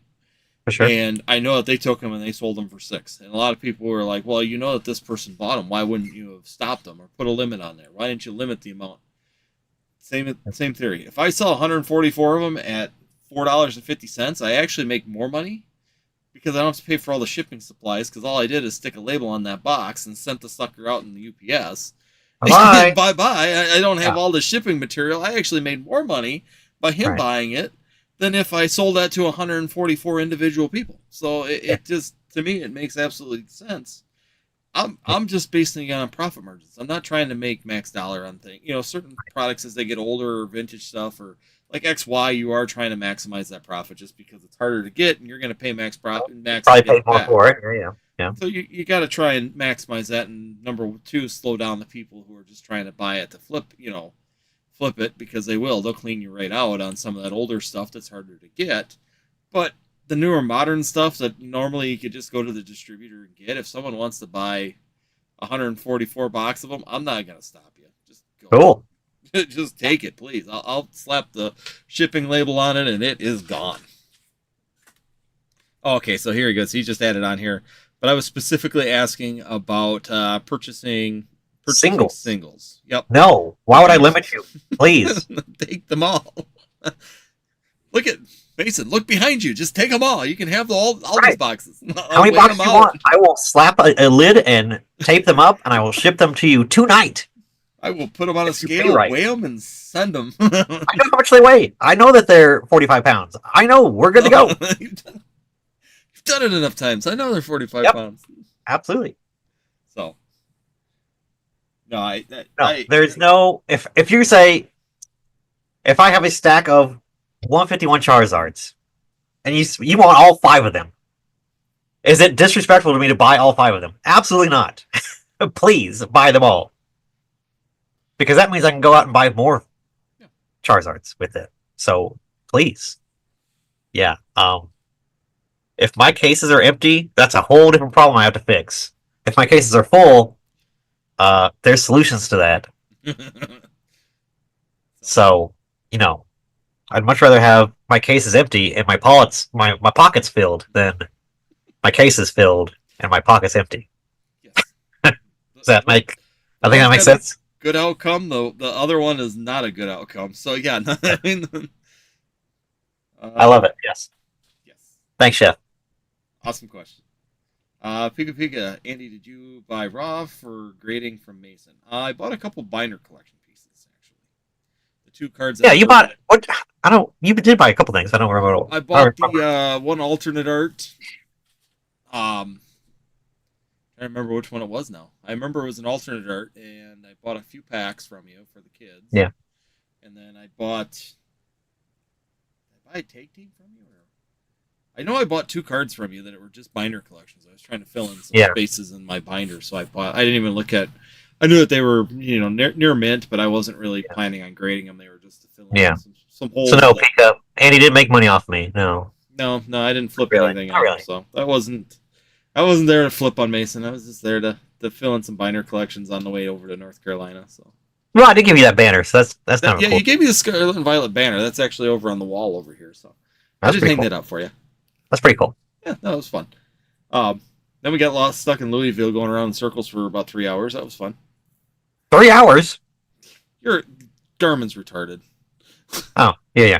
It kept sending us back around. I realized we were going in circles. It was only like an hour and a half, but I was being exaggeratory. But Oh, still, I I went see around that. and I said after I saw the same building from three different sides, I knew that we were screwed. It's like, Yeah, okay, it's not good. That's not good. we're going in circles on the stupid wheel. So Yeah. eventually, I just found the road or highway, and I just went out, and then all of a sudden, Google went, "Oh yeah, you're going the right way now." Well, no kidding, Sherlock. Cool. So, Thank you. Don't watch Dr. Google if you ever go to Louisville. It likes to take you around the wagon wheel a few times. Yeah. But no, like I said, had fun. Nice store. I do like your store. It's nice and big. Yeah. I mean, I go to one of our LCSs is just a little narrow hallway. It's just Yeah. like a row style building. So Yeah, it's really narrow and deep. And the I other do one, kind of like that. I do like that kind of setup, just because of I'm a big believer in not smothering your customers, but like having a lot of stuff vertically and like surrounding them to make it like seem like it's more a lot. cozy, I guess, or more stuff to look at. Yeah, it's fuller. It feels fuller when you're in It feels like you got a lot going on. Yep. My store, it's big and it's everything on the wall and then away from the center, so it kind of feels empty-ish, I guess. But you know, you got space to move around, so it's not terrible. Yeah, I mean, if you're playing, that's the one thing with it's really depending on what your LCS. So one of our LCS is more designed for playing. The other LCS is kind of meant for they do play, but to me, it's more set up for finding and selling things. Because, like Sure. you said, everything is really close. You're surrounded by it. There's stuff all in front of you at all times, so it's almost like it's sensory overload of all the cards that are available to you because it's all right there. And then the other one is just wide open, tables all over the place, and they're more set up for the tournament styles. So a lot of times, a lot of us go there to play because it's more open. You're not like on top of another person, and you can More comfortable actually for sure. more Yeah. comfortable to relax and talk to people and you can get up from the table if you got to go get a drink or something. You don't have to like, excuse me, yeah, excuse me. I mean, I could try and get through this little narrow hallway. You don't have to do that through there, so that's what's kind of nice as well. So it really depends on what you're looking for and what you're comfortable with, but it's a customer for sure. But both are very nice. They both work very well depending on which way you're trying to run your business. Our newer store is very, very, and it's not super tight in there. This store's I think it's 13 or 1,500 square feet. So it's not small by any means, but it's we have enough space for tables and things, and then we kind of in the retail area we do have stuff kind of tighter to make it kind of more compartmentalized, so that if you're over here, you're buying things. You're supposed to be buying things, or you go over here and hang out. You go hang out over here. Don't hang out in the retail area. No. And you can't play in the retail area. Go to the hangout area. So yeah, it's kind of a separated off a little bit. And our one LCS, the one that's a row house style one is actually got a basement that he's redoing currently. Yeah. So he's gonna make the basement gonna have like the lounge and then the game Yeah. room and everything downstairs. We almost- and the retail up. We almost did the same thing. We almost had a spot just like that. We almost moved into a spot like that. So Yeah, that's what he was looking at doing because he wants more sales space anyways for stuff in that one. But yeah, that he's in currently in works of opening up the basement so it's got a gamers lounge. He wants to have computer gaming area as well, and he's shoot. He's All right. kind of having some fun with the expansion All right. that he's working on. So it's kind of Nice. cool. So I mean, you can go play Halo with your buddies in a computer room. Definitely. No, it's just kind of nice, and like I said, each one has its advantages. Each has, just like anything, everything has its advantage and disadvantage. Yeah, it's definitely different ways to do stuff for sure. Pika Pika just put up here. He said, "From your video, Mason, your newer store is nice and bright. Looks great." Yeah, it is. It's got track lighting in it. It has, it's a newer building in a nicer area, so it is definitely has the nicer features and furnishings and stuff like that. It's the only game store I know that has a granite countertop. Not because we're bougie, but just because we know a guy that does granite countertops, so we kind of got it for a deal because it's a flawed thing. But we cover it up anyway, so you don't even see it, so it's fine. But it is kind of bougie-ish just to have a granite countertop in a game store, I guess. But oh well. Yeah. When you got peeps, you just use them. I mean, it's gonna be the same price to get a regular top to it, so we just said, all right, let's do it. Yeah. Well, especially if he's getting you probably a discount on it, and you're not getting a discount the other way, so then it's definitely very, very nice discount. So let's not say, oh, let's splurge because it's 20% cheaper. No, it was considerably cheaper. Yeah. Well, welcome in, Casper. Thanks for joining us here this evening. But yeah, your other store, I do like the racking system. I see that Pika Pika was talking about the white drawers, and that was something I picked up on too. That I really did like your drawer system. That's a nice. Is if I was doing premium setup, I can't even six. It's been 6 months since we put them in. I did the video about them about 5 months ago. So I definitely want to do like a 6 month, hey, how are they holding up kind of thing. Spoilers, they're freaking amazing. And yeah, I could never want to do it any other way than how we have it now. So yeah, the way you were doing with your people taking bulk out of those and going along like they were, it's like they're so fast. They are so fast. And it's like, yeah, I got these things piled up where if I want something out of Brilliant Stars, I got to pull boxes off the top in order to get down to Brilliant Stars. But that's right, Andy. I want to ship it from Obsidian Flames. Go get it. Yeah. Well, that one's easy. That one's right here on top. We're good. Okay. Well, okay. Oh, right there on top. Yeah. Cool. Modern stuff is usually on the top. As it gets older, it keeps sinking to the bottom. But my binder POS is down anyways. I'm about ready to cancel that POS. Oh. So. I don't know anything about that. Issues with binder POS? Yeah, no idea. What does that mean? No. Yeah, well, needless to say, it's taken me about 3 months to fix my binder POS because. Okay, so here we go. We're gonna go down this rabbit hole. Want to do this? We can do it. It's looking at binder POS. I'm gonna go down a rabbit hole of a pain in the ass. Let's just put it that way. Since we're this far into the video, I can say that word now. I am an influencer with TCG players. So you got to be careful what you. No, I don't care. Don't care. Say whatever you want. Anyways, when it comes down to binder POS, had it all set up. Everything was working good for probably about a year. In August, I realized that the Shopify account that it was attached to, I could no longer access. But it was working. So everything I was adding was going through, but I couldn't access the Shopify account.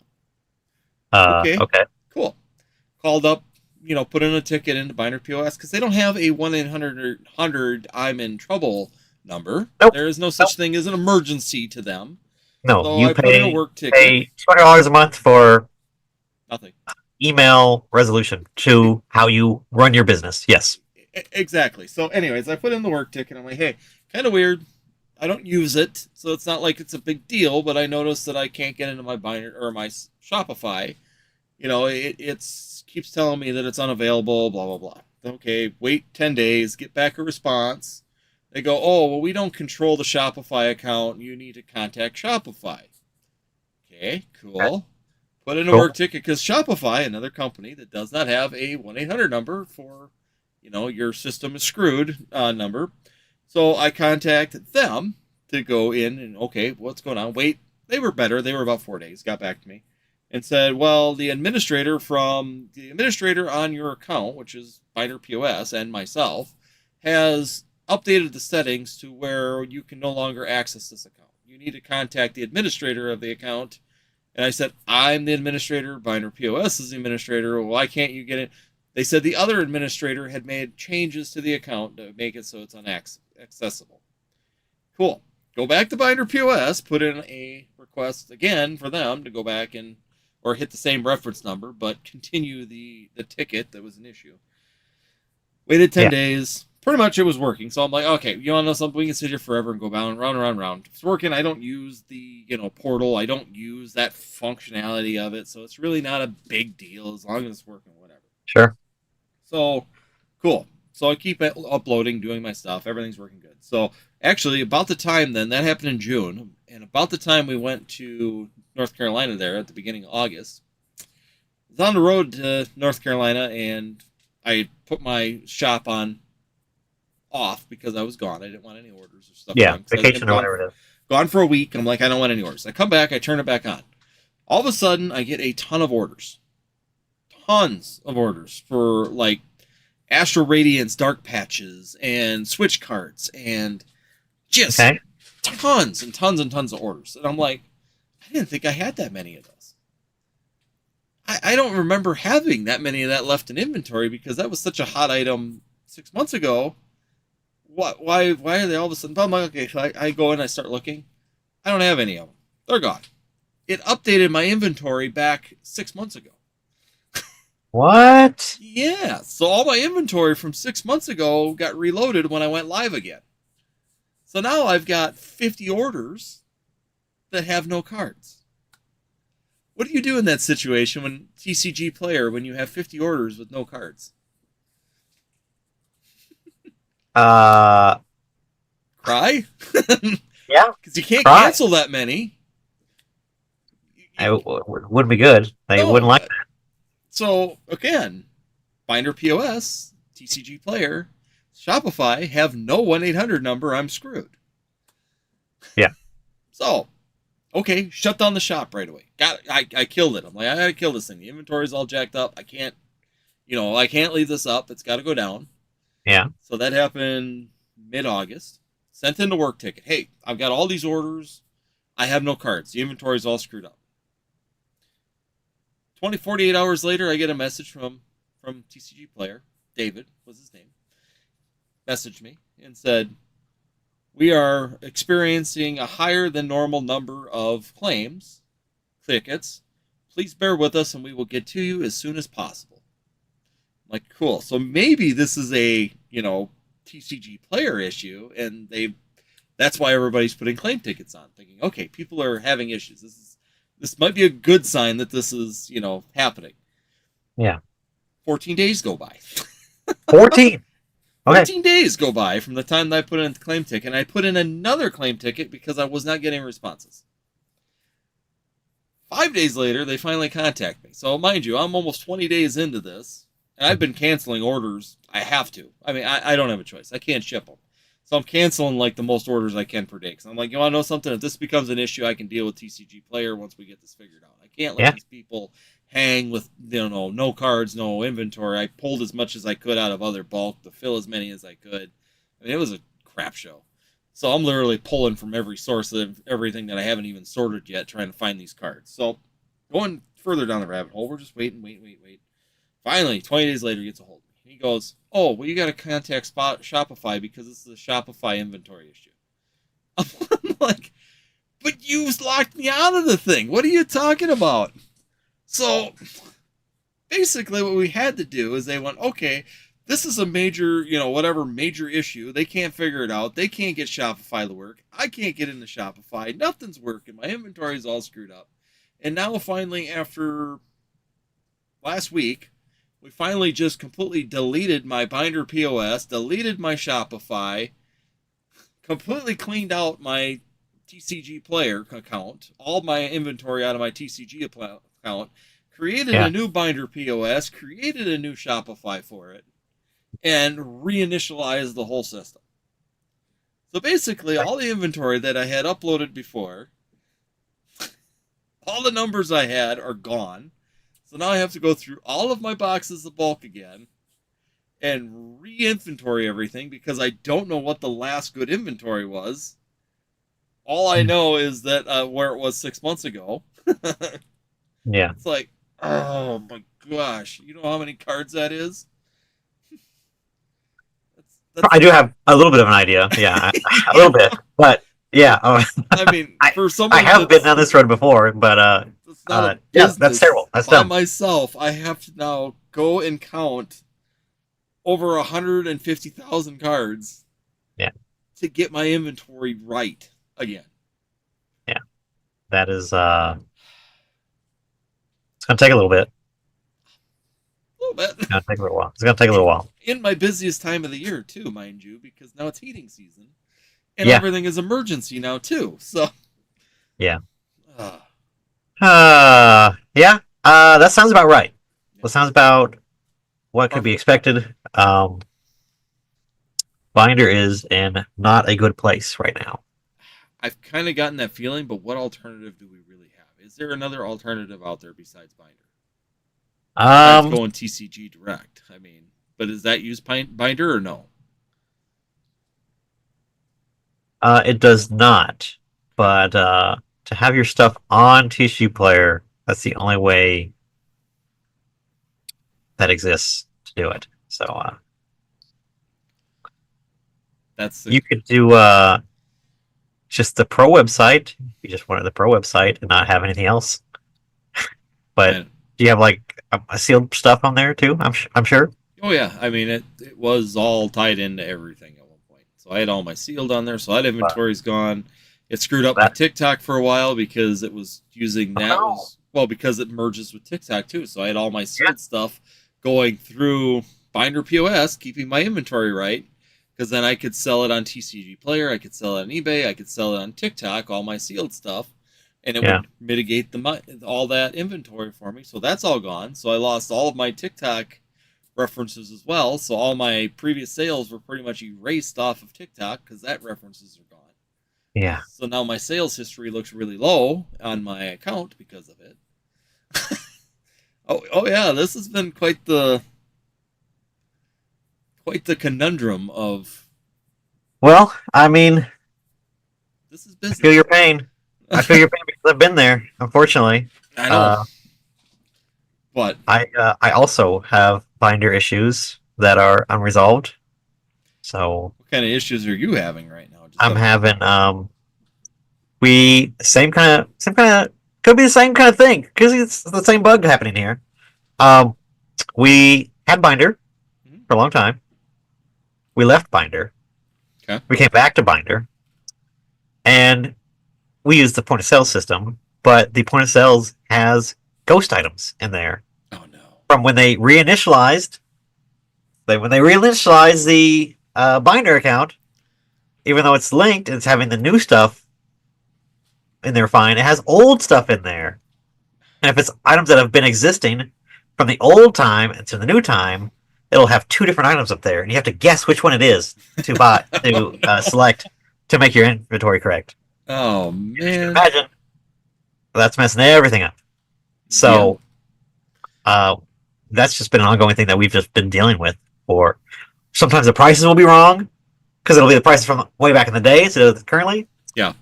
One of my employees sold a Lost Origins booster box that I paid $220 for because they're like what $275 right now. Yeah. For $145. Oh no! That's what was in Binder. That's what when they looked it up. He didn't do anything wrong. No, you can't blame him. So I was like, this isn't. It's not. It's okay. It's not on you. But no. But it's just once again though. I mean that But that's what I mean. Then the best part is you're down, and Binder POS don't care. They keep charging you. So it's like, here, I can't make any sales because you are not responding. You're not getting any kind of timely repairs or getting this thing working. Now I'm going to have how much time down? It's not like they're going to go, whoa, let's pause this for a minute. Let's get this fixed, and then we'll reinitialize the payments once you're up and running again, because this is obviously our screw up. Yeah. You And know, when we initially was going back to them, we wanted to do the card signals. We do not have card signals on our main website right now. Like you would have if you have your own website. Yep. Your singles are on there with all the rest of your stuff. Correct. When we tried to do that the first time, there's stuff missing in the catalog. Same thing. There was ghost items. There was things that said we had that we didn't. Card systems that had like some weird garbly because they've changed the category, or they changed the catalog. So it's trying to pull information from somewhere that doesn't exist anymore. So it's just random crap when you go to search a Pokemon or a certain card or whatever. It was awful.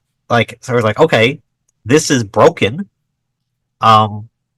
Let's shut this whole thing down, because we have to go back to just selling, because I can't go however much long this is going to be without selling cards on TCG Player. That is a huge chunk of our income. Yep. So let's change it back. So, and then we never did anything more with it, because it's an issue with their system about some old. If you've ever had stuff on there before, or old catalogs, and reinitialize or leave, apparently leave and come back, it messes things up. So, well, that's what we were having. Is no matter what we were, the guy was sitting there trying to change things, and it's like, well, now it's fixed, and then he would close out the ticket immediately to get away from it, and it's like, okay, I go in there and, oh yeah, it's all fixed, and then you go there, well, no, all these items are still wrong. Why is there inventory? Why is these, I know these are sold out, and it's like, yeah, that's why eventually I just got to the point where it's like, okay, I got one or two options. Either A, I'm going to have to go and recount all this stuff anyways and verify my inventory on my old system that isn't connected to Shopify anymore anyways, so I've lost half of my transition power anyways, or I have to go in and I have to literally just start over new. And I said the best solution, and I told him, I said, the best solution we can do here is just delete this sucker. Let's delete it, make a new pathway. Let's, let's go the new route. But yeah, it was just weird that it seemed like it was the Shopify account that they screwed up. And I don't know if when they initialized one of their dumps for the new set, because it would have been right around the time that my Shopify would disappear right around the release of Twilight Masquerade. Because that was, I believe, the end of May. And I noticed in like the second week in June it was gone. So it's like, there's also Magic and other stuff too. They probably. Well, I'll be honest. I don't know if they know what's causing the issue, because I got all the way up to the lead, engineer guy that manages the connections, and his response to us was, "We're not sure what's going on. We can't investigate it for you. It's going to be a couple months though before we're able to figure out what's going on." Oh, man. So, and that being a response for something that you're paying monthly for, that you're not going to be able to use it for months. I don't know. Seems unacceptable is a word that I try not to use, especially for customer service people. But if you tell me it's going to be a couple months, that's an unacceptable outcome for me. Absolutely. So, I don't know. Especially when it's one of your main sources. They're looking. That was 6 months ago. Oh, jeez. But, well, that's the problem is, though. That's like I always said, Binder POS to me has always been slightly a wash. I mean, for the amount of bulk cards I sell, realistically, I make a few bucks over Binder POS. The reason I had Binder POS is it simplifies my sales, number one. I don't have to sit there and trace everything. But it also gave me the sealed side of things where it had the connections where I could do multiple inventories on multiple sites through one location. So I could put everything in the Binder POS. I could run my TikTok. If I went to eBay. I could sell on eBay. I could sell on TCG Player. I could sell on Shopify, so I could have my Shopify website and have all of this with one inventory system running all of it. So if someone bought off of any of those, it would update the inventory on all the systems. So there was that integration where I could do multiple sites and have the integration where I knew I wasn't overselling, that if eBay sold and TikTok sold at the same time, that I would be screwed because I only got one of that product. So that was the reason I really did it, and basically the bulk has just literally been paying for that. But now that I've lost the bulk sales, now that money is no longer coming from the bulk side of the sales, and now it's where, like you said, I'm losing money technically because the system's not up and running, and I'm not taking advantage of the system as it should be. Correct. So, yes. Fun. All right. We'll get off binder POS. For anybody that's thinking about binder POS, I think personally, from my experience, I would wait on doing anything with it currently until maybe there's some improvement, or at least they get some customer service things or something fixed, because I'd hate for someone to go through the process of getting all set up and then find out that happens. I wouldn't. So, knowing what I know, I wouldn't. Yeah. And so, anyways, moving on. We'll keep from getting blacklisted from TCG Player now. That'd be terrible. Let's not get blacklisted from Let's not go too far down the rabbit hole of getting blacklisted. Uphold. Yes. Yeah. Pika asked, how many nights a week do you run different games? Oh, like event schedules. Game stores, card stores, whatever. We are definitely a business that lives for the weekend. So throughout the week, not a whole lot of stuff going on, unless it's some special stuff that I do, or special. Maybe it's like for Pokemon, we run it on Thursdays, just because I can be there every Thursday, and then I can close up later if we have to open, or we have to stay later, because right now we close at 8. And it doesn't make sense to stay past that because sales don't go throughout that time. So if it goes over time, I can be there. I can close. It's not a big deal. So that's the thing about middle of the week stuff. People get off work. By the time they get off work, the stores basically only has a couple hours to run events, and you need more than 3 hours to run an event, basically. So that makes it difficult.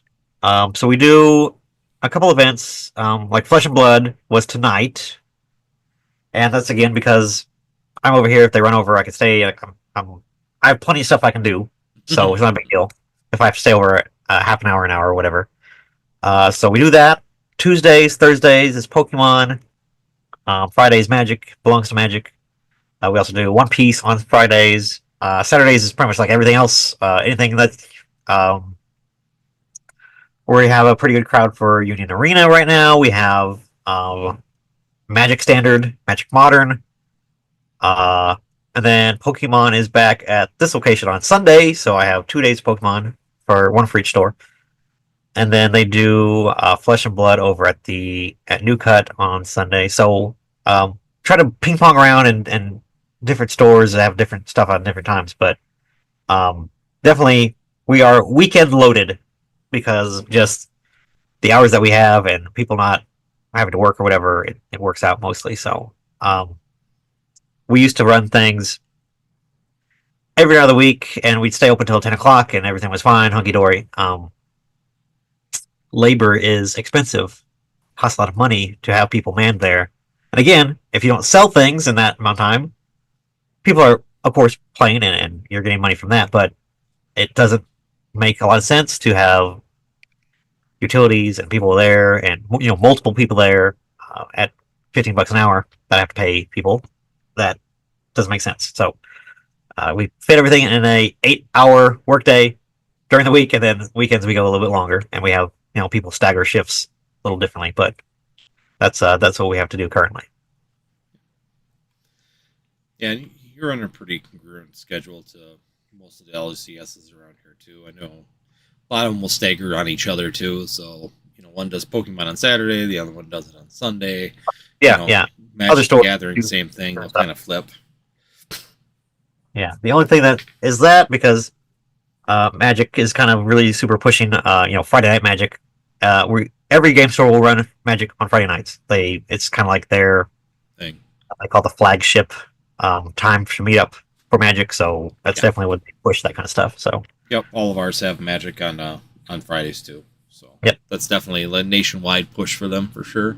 But I was gonna say Magic is the only one I know it's consistent for what you said, which I was wondering if there was a because Magic has some of those really weird, like you can't sell unless you're a brick and mortar. You got to follow certain time, apparently certain time schedules as well. So yeah, it's just kind of interesting Yep. sometimes For sure. how they do those things for Magic. Magic has definitely had some of those extra rules, But like Pokemon, you can't have alcohol on the premises when you do Pokemon tournaments. I know that's one of the rules on that one. That's why one of our LCS or one of the LCSs doesn't have Pokemon tournaments very often. Mm-hmm. So yeah, I would imagine that they make more money off of the alcohol than they would the Pokemon tournament. So they're probably they do okay about that.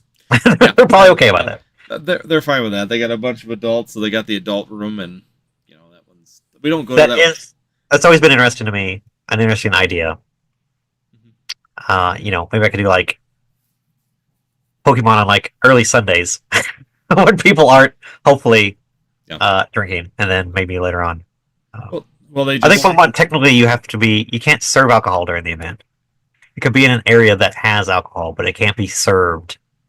That's what they found is that that was originally it was no alcohol on the premises, and then I think that they changed that about 3 years ago because this place used to not do Pokemon tournaments, and now they do Pokemon tournaments because now they have the lounge. So basically, during the Pokemon tournament, they close the lounge, so they just shut the door, lock it, and then you can't buy alcoholic beverages during that time period. So the D&D people get kind of mad because they can't get their alcohol while they're playing D&D, but such is life. They just move on. They just wait it out because they're playing D&D for 10 hours straight sometimes. They do. I know. I promise you. I'm not kidding. I have two groups that they are standing outside when we open the door, and we are telling them to leave when we close at night. There's two groups. They come in on Saturday, right at open, and they are literally. The guy says they will be there. They'll literally be telling them they have to wrap it up like 30 minutes after their normal closing time because they just will. They will keep going until literally you force them out the door. Yep. That happens. So, yeah, that's an interesting one. Pokesly AZ, thank you so much for joining in. Glad to see you here this evening. Hi. So when it comes down future Pokemon, I'm gonna ask you, with the way things are going right now, is Pokemon going to pull a magic and kill itself with quantity over quality? Or do you believe that Pokemon's going to kind of slow their roll a little bit here and make it so that it's feasible to stay maintainable in this? Wow, this was out of the left field. All right, thanks, Andy. Yeah, you're welcome. I can't give you all the stuff ahead of time, Mason. No, it's fine. I don't think Pokemon can kill itself. Because if they survived during the Diamond and Pearl era, and they survived in the Ruby Sapphire era, I think they're going to be okay no matter what. After all, we are in the golden era of Pokemon. I still say the cards are name a better time in Pokemon than now, with all the arts, with all the full art treatments. Even if you don't like the hats on the stellar Pokemon, they still look amazing. These sets are looking amazing. I personally would like them to slow down a little bit, or maybe if they want to do little baby sets, ideally going to the Japanese model would be the best for me. Yeah.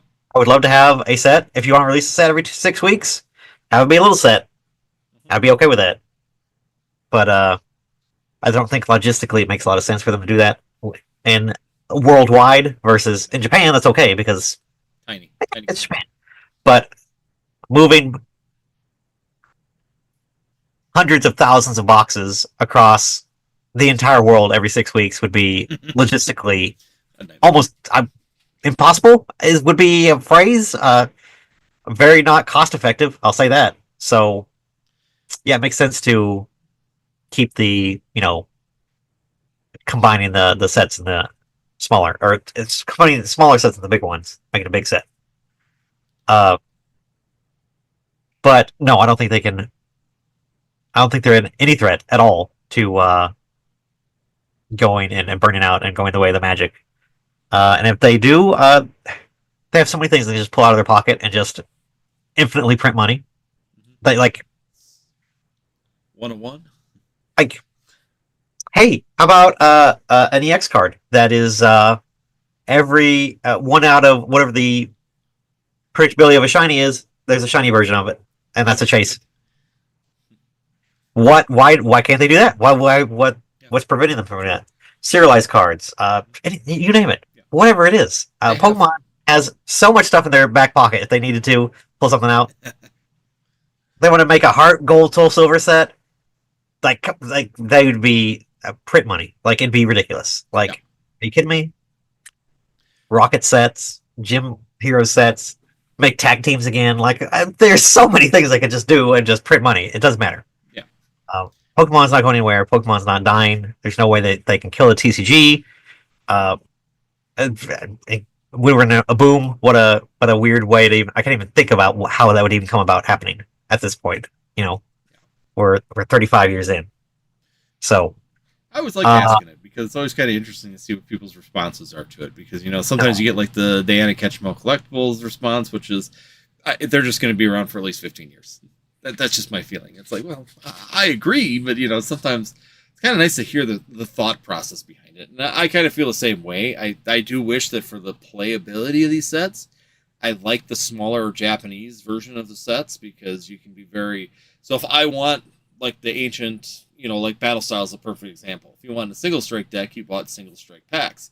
If you want a rapid strike deck, you bought rapid strike packs. If you want a fusion strike, you bought fusion strike packs. I mean, makes it was sense. A pretty simple system, right? Even ancient and futuristic, there was the two different sets that did that. So True. If you're looking for specific cards or a specific deck style, you could build it easier in Japanese because you can go after those specific decks if you're looking for those sets. Yeah. It's something I've always kind of wished that they would have done or do in at least some of the sets in English. I mean, not all of them. You wouldn't have to do it with all of them because some of them are just a conglomeration of things like Twilight Masquerade. There was really no reason to really split that one up, as much because it's realistically they kind of intertwine so much anyways. There was no real differentiation between them. Besides the Blood Moon Ursaluna and the Ogapan. I mean, that's realistically what the two Japanese sets were based on generally. But you go back to the ancient and the future, it'd be nice if I liked future Pokemon, which make more sense to me. I'd be chasing the future sets rather than the ancient sets. ETBs. They have ETBs that are different. Yeah, I mean, they got individual ETBs. Yeah. We have the promo that's different. Yeah. It's I would be interested to see if they would ever do something like that and have like 2 different sealed products of exclusive stuff like that. It would be nice. It would be nice for playability and stuff, but I don't know if they'll ever will in the English market, like you said. Pokemon Pocket has it. What's that? Pokemon Pocket has it. They do. I do see that, but I don't think that logistically when you're moving actual cards versus same thing. It doesn't make sense to do it. No, it just logistically doesn't make sense to do that. They're trying. It's not like you're covering Japan with all these little sets, and staying in a little continent. You're talking about moving cards to 18 different countries worldwide for pretty much all the rest of the sets. So I mean, and having to release it at the same time. Yeah, and have the same release date on all of them in Spanish and German, French, Spanish, all these other languages. They all do a mass release of these ones. Japan gets the early release with them separate sets. It'd be impossible. The logistics would just be a nightmare. But good news is we are getting a Master Ball Hollow in Prismatic Evolutions. That is pretty sick. I am excited. That set's going to be sick if they do. Now, does anybody find out? I knew they were doing the hollow, the reverse hollow Pokeball. Are they doing a Master Ball for sure? Or are they all Master Ball? Are you Oh, doing like Japanese where there's like a random? they'd have to have it. I would hope. I mean, nobody's really. I've looked and nobody's really been Yeah, specific. we don't know yet. I don't think we know yet. God, I And I hope don't so. That even would, the write-ups I've seen have not clarified that. I don't no, think. I haven't found any. I've looked at several write-ups to see if they clarify. They just say we're getting the Pokeball Reverse Hollow, and then some of them say Poke Master Ball Reverse Hollow. But I have not seen a write-up yet that specifies that they're going to have the Chase one, which would be. Now I got to see on like Southern Hobby if they have that information on there or not. Let me see. I didn't even look on Southern Gotta go. Hobby. I was just going through That's the okay. other stuff. I got you. I'm already there. Poke Garden, Poke Guardian, all the other ones. I can't find any of that.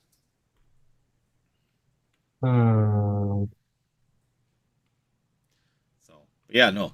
I hope they do. I hope they have the chase. If they have a Master Ball chase on our, oh man, that is gonna be crazy. How much more that's gonna amp up that set to have that Pokeball Master Ball chase on there. That set's already gonna be explosive. You put that in there, it's gonna go absolutely crazy. Yeah. While we're waiting here, Pika Pika put up a question. Do you have enough sealed product of decent Pokemon sets to last through the Christmas holiday season? No. I don't either. I'm not gonna make it to Black Friday. I will be sold out of Surging Sparks. Definitely. I'll be out of the last Magic set, Foundations. I'll be out of I'll be out of all this stuff. So there's not a snowball's chance. No. Nope. They're not printing enough right now to be able to do that. That's the crux of it right now is like Pokemon, because I do mine's mainly Pokemon, of course, but the crux of it is that you just can't get it. They're not printing enough quantity right now with the sealed product to be able to do that. And you can't get it from distributors, it's just not available unless you want to do things like tins. I mean, if you wanted tins right now, absolutely, you could get enough to last you for a lifetime. It seems like. If you just wanted packs, you can get packs. Yeah, not at a great margins. No. It's not a great.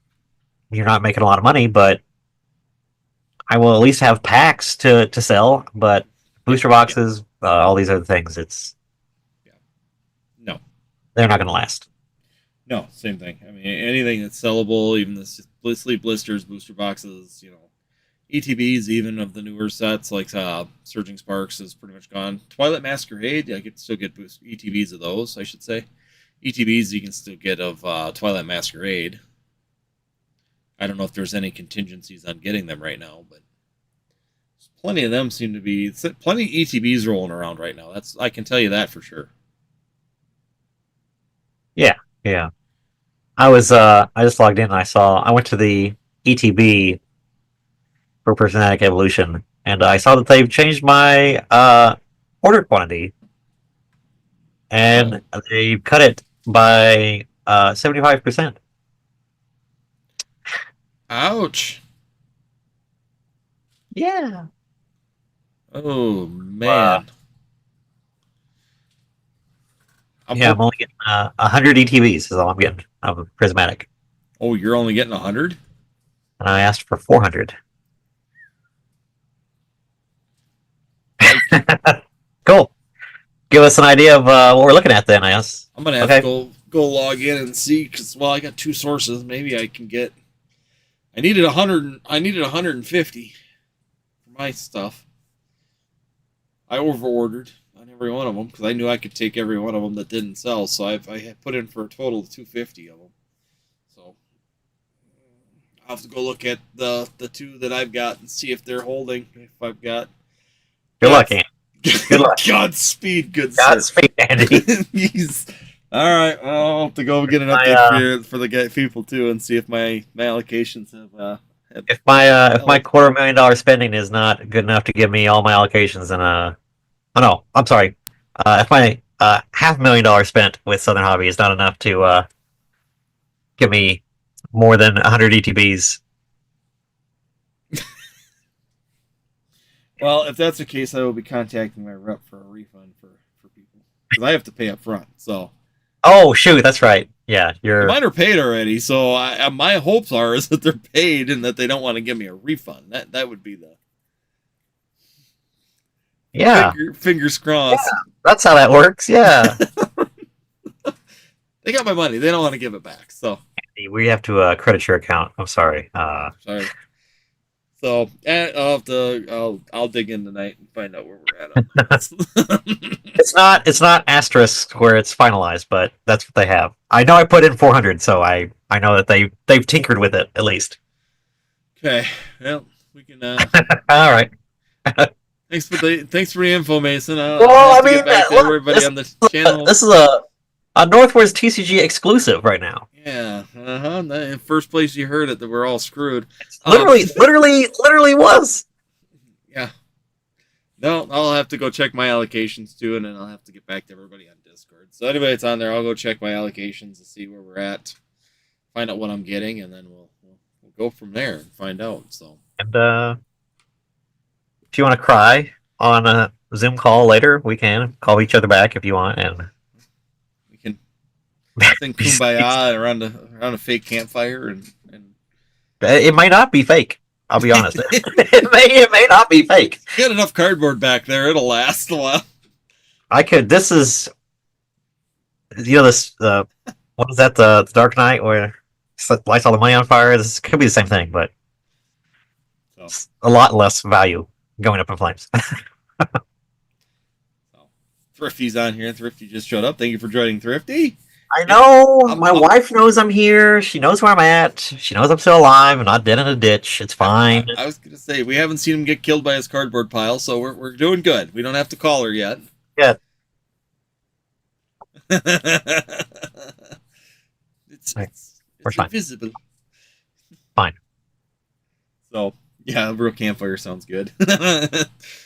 We got the cardboard to do it. That's how I always told my wife, when the bulk goes down to where it's no longer moving, I'm just gonna go start a fire with it and help out the industry.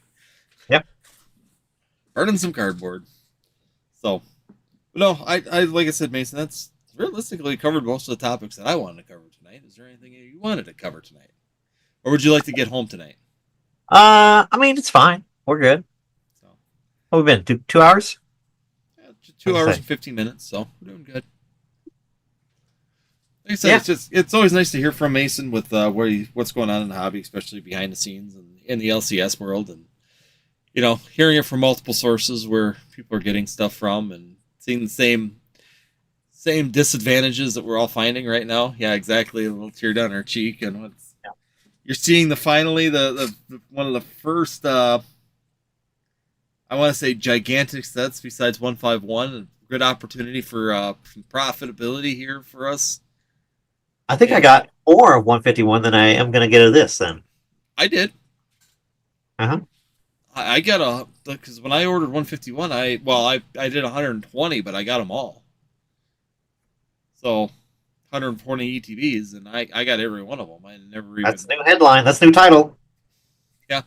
Prismatic Evolutions, more scarce than 151. Well, the problem is like I was talking to the rep from Southern Hobby the other day. I had him on the phone because I was just making sure, and he said he felt confident he was going to get what I ordered through them. He felt confident at that point in time. That was a week ago. But he said the problem that they're having is that a lot of the big guys, like the companies that drop $1 million per set, are dropping even bigger numbers on Prismatic Evolutions. So your guys like Football Pete and all them guys are bringing the cash, and it's hot. Football Pete gets it from Pokemon directly, but yeah. But I used him because he's just such a massive buyer. But these massive buyers are definitely coming through and really putting the cash down right now for this set. So it's really shifting the allocations all over the place for where they would go. Yeah, and I think I said in one of my recent videos, I was like, it's not just TCG guys' accounts buying the stuff. It's the sports accounts want some, and the board game guys want some, and everybody else that doesn't normally buy Pokemon, they want some of this set. And the guys that spend money, they will get some of it. They're all getting this. The problem is that people that wouldn't normally buy Pokemon are buying this set. I've been talking to guys I just talked to someone at GameStop the other day. They just do sports cards, and they made it clear that they went to their distributor and they wanted Prismatic Evolutions. So they're going to rip it on their sports streams because it's that hot of a set that Individuals that would have no interest in Pokemon typically are jumping in on this, and it's screwing all the allocations up. Yeah. For the people that are normally buying it, we're getting screwed. Yes. And this is how it works, but if they call up their guy, hey, this is a scanner, it's not even my phone. But hey, I spend $5 million a year with you guys. Give me some of this Pokemon set. They will absolutely get them some Pokemon. Oh, absolutely. So, it doesn't matter. It doesn't matter if they normally buy it or not. It's going elsewhere. And again, one of the other great analogies, the pizza that we all have to split together, the slices are getting smaller and smaller because it has to go around to more and more people. So exactly. So the only thing I can hope for is by the time we get the 6-pack bundles that all these people have burned up on ETBs, and we might have a chance at some of those. yeah, that'll surely happen. All the hype unicorns will shoot out of my ass tomorrow morning, right behind them. Mini tins will fly out of a yeah, exactly. That's where we're at right now. So hey, Pokemon TCG, I see. Pokemon TCG just put up. Hey, what if Pokemon decides to give all LGSs all the allocations later? Should they reprint and say, here it is, all the Surging Sparks and all of your Prismatic Evolutions, LC or LGS could get screwed? I don't think so. I mean, it's happened before. Yeah, it has. I just don't think anybody would be screwed because they're so popular sets that it would get burned up pretty fast. Well, I don't know. Like, we put in all those crazy numbers for battle styles. Yep. Yeah, give me 500 ETBs of battle styles. And they gave me 150 up front. And then, come that October, they said, here's your other 300. Yep. They did that with Chilling Reign and Evolving Skies. All three of them. Correct. So, they've done it before. It could happen. Absolutely, it can. Yep. They've done it before. Well, that gave me my breakaway to get in my LCS back in the day. Because I had cash available and they needed running capital. So they called me up. Absolutely. I spent $150,000 on Pokemon in 2 weeks. Like that happened. So they called me up pretty darn quick to give me the allocations. Now, the other factor is that I don't know if International is going to do that necessarily because since then they have not done that. Since then they've never done anything close to it, and a lot of even Mason, I think you've said it also, is that a lot of times you have the right to cancel most of that stuff anyways before at this point. Not that they're going to honor that, but yeah, it could be a. You said that on another one, Mason. I pointed it out, and you said it. Could you actually say, "Yeah, I don't want that"? Yeah, sure. But are they going to screw you later? They will absolutely. Yes, absolutely, absolutely will. So, but yeah, you will never get your full allocation ever again. No, you'll never get your full allocation. So you got to play that game. Is it worth losing your full allocations later or not? So correct. But the thing is I think a lot of people become a little bit wiser to that too. Back then, it was such craziness that I knew a lot of people, even the LCS here, would go and order 10 times allocation in order to try and get what they actually wanted. So, are you going 10 times over what you want right now in order to try and get something? I put in realistic numbers. I put in higher than what I would traditionally order for Prismatic. For other sets, I was exactly what I wanted, and I would normally get it. It doesn't matter. For this set, I was like, yes, they're going to do exactly what they've been doing. Back in the day, back in the old boom time, where people are going to put in thousands of ETBs, and they get a fraction of that, right? Yeah. So I did the same thing, not more than I could reasonably want to get, but definitely more than what I would traditionally put in for, knowing that I was going to get cut. Yes. And I think that's the big change that's happened is that, before in Sword and Shield, I know a lot of LCSs weren't going by what they were reasonably could handle. They were going by what they wanted and trying to push. Yeah, exactly. You push way further knowing I'm only going to get this much of the allocation. a lot of LCSs aren't doing that any longer. I personally would not even do that on Prismatic Evolutions or anything. I did not go over what I knew I could get rid of. That Yeah. if I got all of it, I knew I could handle it. It wasn't going to hurt my business. It wasn't going to drain my funds to where it was going to hurt me. But you know, hopefully I get what I at least what I need. Yeah. If I get all of it, fantastic. If I don't, it's just going to be. It's kind of one of the things. It is what it is, and we can handle it at this point. Nobody, I hope nobody at this point in their career and what they've seen previously that are in here are going, oh, I want 100 ETBs of Prismatic Evolution, so I'm going to put down for 1,000 of them, hoping I get 100, without in the back of their mind always knowing that the debt dealer could come calling at any time. And that's always the situation where I'm at. I'm like, okay, I got 100 ETBs. Let's say that's what it finally ends up being. I don't know. They may adjust it, right? You never know. But if I had only asked for 100, would that have mattered? Or would I have got cut further? Yeah. That's the thing that they don't tell you. And that's like the game we play, right? Yeah. So that's the question is, am I going to get 100 because I ordered 250? Mhm. And if I had ordered 100, would I have gotten 100 or would I ended up with 20? Right. Or 50? You don't know how they're playing that game.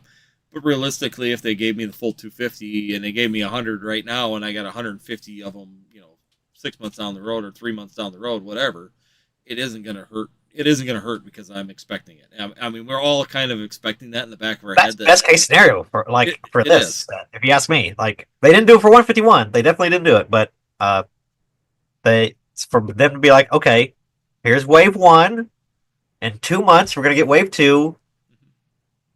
That's the dream. That's the ideal scenario. Spread out that money and know that the set still absolutely. got hot. And yeah, I mean, overall, because the set will be open for infinity, and yeah, that's the dream. Oh yeah, exactly. So, no, I think it would be really good if it were to do it in a wave system. I think overall, I mean, for me, I'm screwed because I paid up front. So, yeah, that sucks for you. That'd be awful for you, and that's a bummer. Yeah, that's a bummer for me. I mean, but realistically, I feel that if they didn't have what I'm looking for, anyways, I know I could probably get the money back. They're going to credit my account where I could turn it into something else in that time frame. It's been a while. I haven't even had a thought like that since we've been away from the wave system for so long that I'd never really even thought like, oh yeah, I guess they could do that again if they wanted to. Yeah, I reminded you a year later we were I was on a live and we were complaining about short product then, and I said, can you imagine if they pulled that? And you looked at me and said, crap. You did the exact same thing. Like, ooh, forgot about. Oh, that was right. Oh no. I had paid up on my therapy, and I had got over that trauma, and then you brought it back up, Andy, and now here I am back again, and I got to go back. I didn't do it this time. I didn't do it. Someone else brought it up. Thank Pokemon TCG for having you go back into therapy from that. Thanks, Pokemon. I will send you the bill. They'll send you the bill for the therapy session. So no, I think a lot of LCSs have that partially in the back of their mind. I mean, I hope that they always have that in the back of their mind that the dealer could always come calling. The debt keeper could come knocking at any day with them booster boxes and everything you have backed ordered. That definitely is incentivizes you to move it faster for sure, or to get through with the stuff. Let's dump it because I got 2. I'm on a clock. I gotta go. Yeah, and I think the other part of it is too. Is just in general, the market's more lax than it was in Sword and Shield too. I mean, comparatively to the time periods, we can't get the product. That's the bigger problem we have. It's not like during Sword and Shield, especially in that end of 2019, 2020, or end of 2020, end of 2021, where it was like it hit the shelf and literally you'd have 7 people diving into the shelf to try and grab that one booster box or pack. We don't have that scenario any longer where anything you could get, you could flip for 4 times pricing. All that stuff isn't here any longer. So I don't see the incentive, number one, for Pokemon to do something like that. Partially you kind of look back at when they did that, it was enough to flood out that market completely at that point and kind of completely quelch the fire that was going on with the. They definitely killed it. I mean, they killed the issue, and I don't know if they need to do that again. I just don't. Could we use another run of Surging Sparks right now? Yes. If you were to ask me that question in 4 months, am I going to say yes? I'm hearing a lot of people are already tired of chasing that SIR. Some people are comparing it to the Chunkachu already, and they're comparing the set to Vivid Voltage very quickly. And that's the situation that you get in from Pokemon side. They don't want to print stuff that's not going to get purchased immediately either. No. It's not in their best interest. That's why that delay of getting us those ETBs or whatever for that amount of time, distribution got hosed on that too, because they got stuck with all that stuff, and then they had people canceling their accounts. So distribution got stuck with all those ETBs that people didn't buy, and then they had those.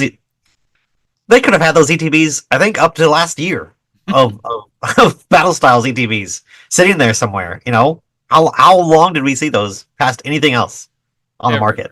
Well, even look at Brilliant Stars, though. I mean, we just had Target just dropped Brilliant Stars, Astral Radiance, Lost Origins, and Silver Tempest ETBs for $20 a piece. Yeah.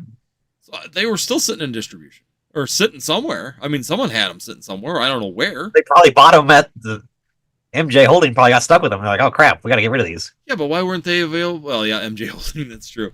Different side of that's the hard part sometimes, is forgetting the different sides of distribution. That's the convoluted supply chain. Another rabbit hole with that whole situation. Yeah.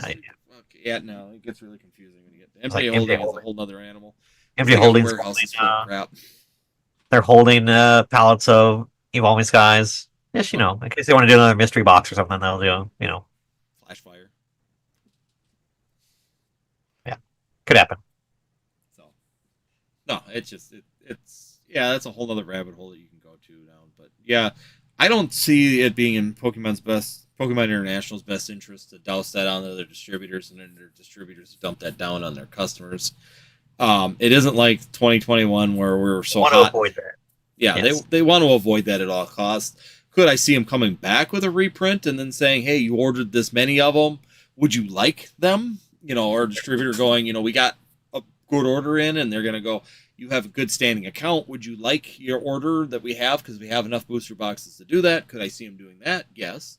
Could Mason then go, no, I'd like half of that. Can I take half of that, order? And they'd go, yeah, no problem. We got other people that want them, so it's not a problem. And they would just keep rolling down the allocations until they. I just wish they were more upfront about it. Oh yeah. I wish like from Pokemon and from Southern or whoever you order from, it doesn't matter where from. Like, let me know. Like what? Mm-hmm. Okay, I've just got reduced to 100. How firm is that? I mean, can we expect more? I mean, are they gonna just do print it overnight? You know what's coming. You know what the demand was. Yeah. Give me a little bit of insight. Are you going to Crown Zenith this crap, and you're going to drag this out and keep giving it to me for 2 years? I mean, what's going on here? Just give me a. Once again, I'd be totally okay with that, but. Oh yeah, but I'm just saying, a heads up. Once again, knowing this. Exactly. Yeah. So MJ Holding for Walmart and Excel for Target. Hold back a lot of product for later on distribution, and they both break down products from boxes, sets, tins for their own mystery type products. Yes. Oh yeah. I mean that's what I was talking about, is that they do have, and they do break down packs and stuff like that for those mystery cubes and whatever they do. Yep.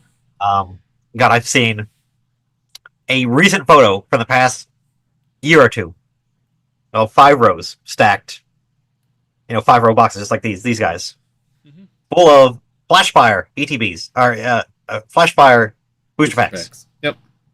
Full of these Hidden Fates. Full of these. What was that?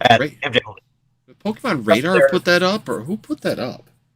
I'm trying to remember who put that up. It's someone, or was that Ryan? Cool Trainer Ryan had that fit. One of them had a bunch of pictures from like inside a warehouse where it was literally just boxes, and this was like recent photos, and they just had, like you said, Hidden Fates, Flashfire, Evolving. They were literally, like you said, just pallets full of it still, just in individual booster packs. Like they tore all the product down, and they were all in the little containers full of them. So yeah, that they're doing it. Point is, they're out there. There are people that are doing that. Oh yeah, we've all seen Rudy's videos that he's surrounded by it. Surrounded by it. He had he had, what was it? 13 rows of cases, and he said the height. That I don't remember how high he said they were, 20 or something. 20. Yeah, I was gonna say. I think it was 13 by 20 section. Of Evolving Skies. If you do the math, that is 13 by 20 Times 6. 60 times 6. That's 1,560 times their 780. current market price of $900. Oh, they're 900 now. Okay, 900. That's $1.4 million worth of Evolving Skies just chilling Hanging out. in one dude's basement. Yep. And that's just one thing that he has, one product. Yeah, because I'm sitting on $27,000 worth of it in 5 cases. You have 5 cases of Evolving Skies? Yeah, I've saved it back. I've just been that's my long-term investment, Mason. What? Wow. I bought 10 at $99 a booster box. I bought 10 of them. I said this set's going to be hot when December when they got that flood. I bought 10 cases of it at $99 a booster box at that point. It was $104 with shipped. I had it delivered to my house. I didn't drive down to Milwaukee to get it. And I sold 5 of them because I was like, okay. I got to the point where it was break even. I'm going to pay for all of it. So basically, I've got 30 cases on my shelf right now with 0 behind it. It's absolutely whatever I sell them for. Pretty good. That's Pokemon investment dream right there, Mason. Wow. Nice. That's cool. So at some point in life here, I might sell them. Maybe when I need a new car, I might just sell my Evolving Skies. Sure. You can name it like Flareon or something. There we go. Man, there we go. Too bad they didn't put Flareon in the set. Oh shoot, they don't. Huh. Whoops. It's a freaking side box. What the heck? They went, oh, you OG Evolutions fan? Yeah. Screw you. We're putting it in a box for everybody to get. Yeah. I know you like Flareon, so that's why I said it. But no, I know. It was funny because it's the one. Flareon's my favorite too, so we both like Flareon. So yeah, I agree. I just was very disappointed. It wasn't a chase card, either one of them. I know. It's like the VMAX are the OGs got screwed. We didn't get a chase in this thing. Jolteon fans, all you have to do is go buy a box. There's no accounting for taste, Andy. Yeah, it's kind of like Shrouded Fable. We're gonna pull the only chase card out of it and put it in or 2 chase cards out of it and put it in a box. Yeah. Let's take the Greninja and the Kingdra and put them inside of a box instead of putting a chase in the set. I have 2,000 checklane blisters and 15,000 sleeve packs and literally 1,400 loose packs of Evolving Skies and ETBs. Not selling anything. What? Hold on. I gotta do the math again. Hold on. Whoa, geez. Pokemon, let me do some math. Let me see if I can persuade you. Yeah. I've got a deal for you. I'm going to have to go empty my wife's bank account. I 2,000 can do this. check lanes. 1,500 sleeved. Well, let's combine those first. We'll do that. 2,000 plus 1,500 plus 1,400 loose packs. That is 4,900 individual packs. Let's just do it quick, and they're 18? $17 a pack. 16? 17? Okay. $17. The sleeve blisters are actually 20. Let's do it quick. I mean, it's fine. Yeah.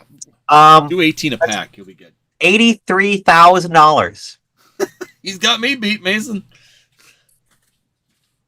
It's pretty good. We got some whales of Evolving Skies hanging around out here. I'm just going by booster boxes because I got a whole thing of right there is just full of Evolving Skies loose packs too. I don't even know how many are in there. I just keep see Pokeball. Think how much Prismatic Evolutions you could buy with that $83,000. And then watch Pokemon wash it. No, no. I that's just it. I mean, there's a lot of potential. So, well, What's he got? 5,000 hidden booster packs in storage. Must be hidden fates. Holy And crap! Bates, that makes sense. Yeah. Yeah. But well, Mason, I'm gonna let you go home because you got to work tomorrow. I'm sure. Oh yeah, probably should. I still got one more day to go to work too. Well, supposedly I'll have emergency calls for sure. So I'm gonna be working more than that, but I can hope.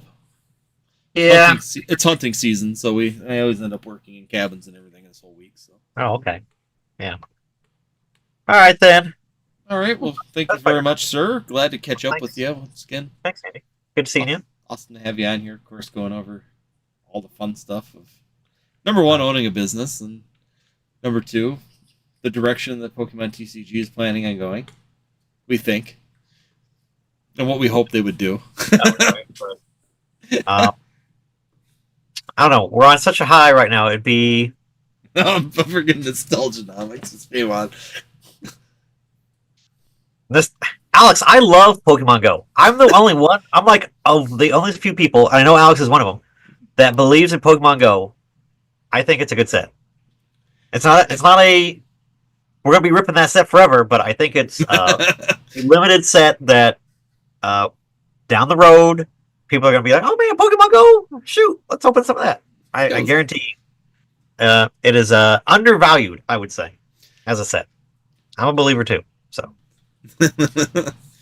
So, no, like I said, I think any set's got potential. It's just sometimes they take more time to mature. I mean, if Steam Siege can do what Steam Siege did, we got hope for every set. I mean, every set's got hope. Sucked so bad. It wasn't even like people are like Steam Siege is great. No, it's not. No, it's not. No, that's all lies. Cards that are worth a damn. Time. Don't buy into it. Because those cards were like $5 at release. Or well, maybe like $20 for the secret rare, but they were not expensive at all. So they still I think they're even less now. I mean, come on, Alex, Eli, and I tried to do a buyout of them on TCG Player. You know how much we affected the market? We didn't. It went down. They went down. Damn.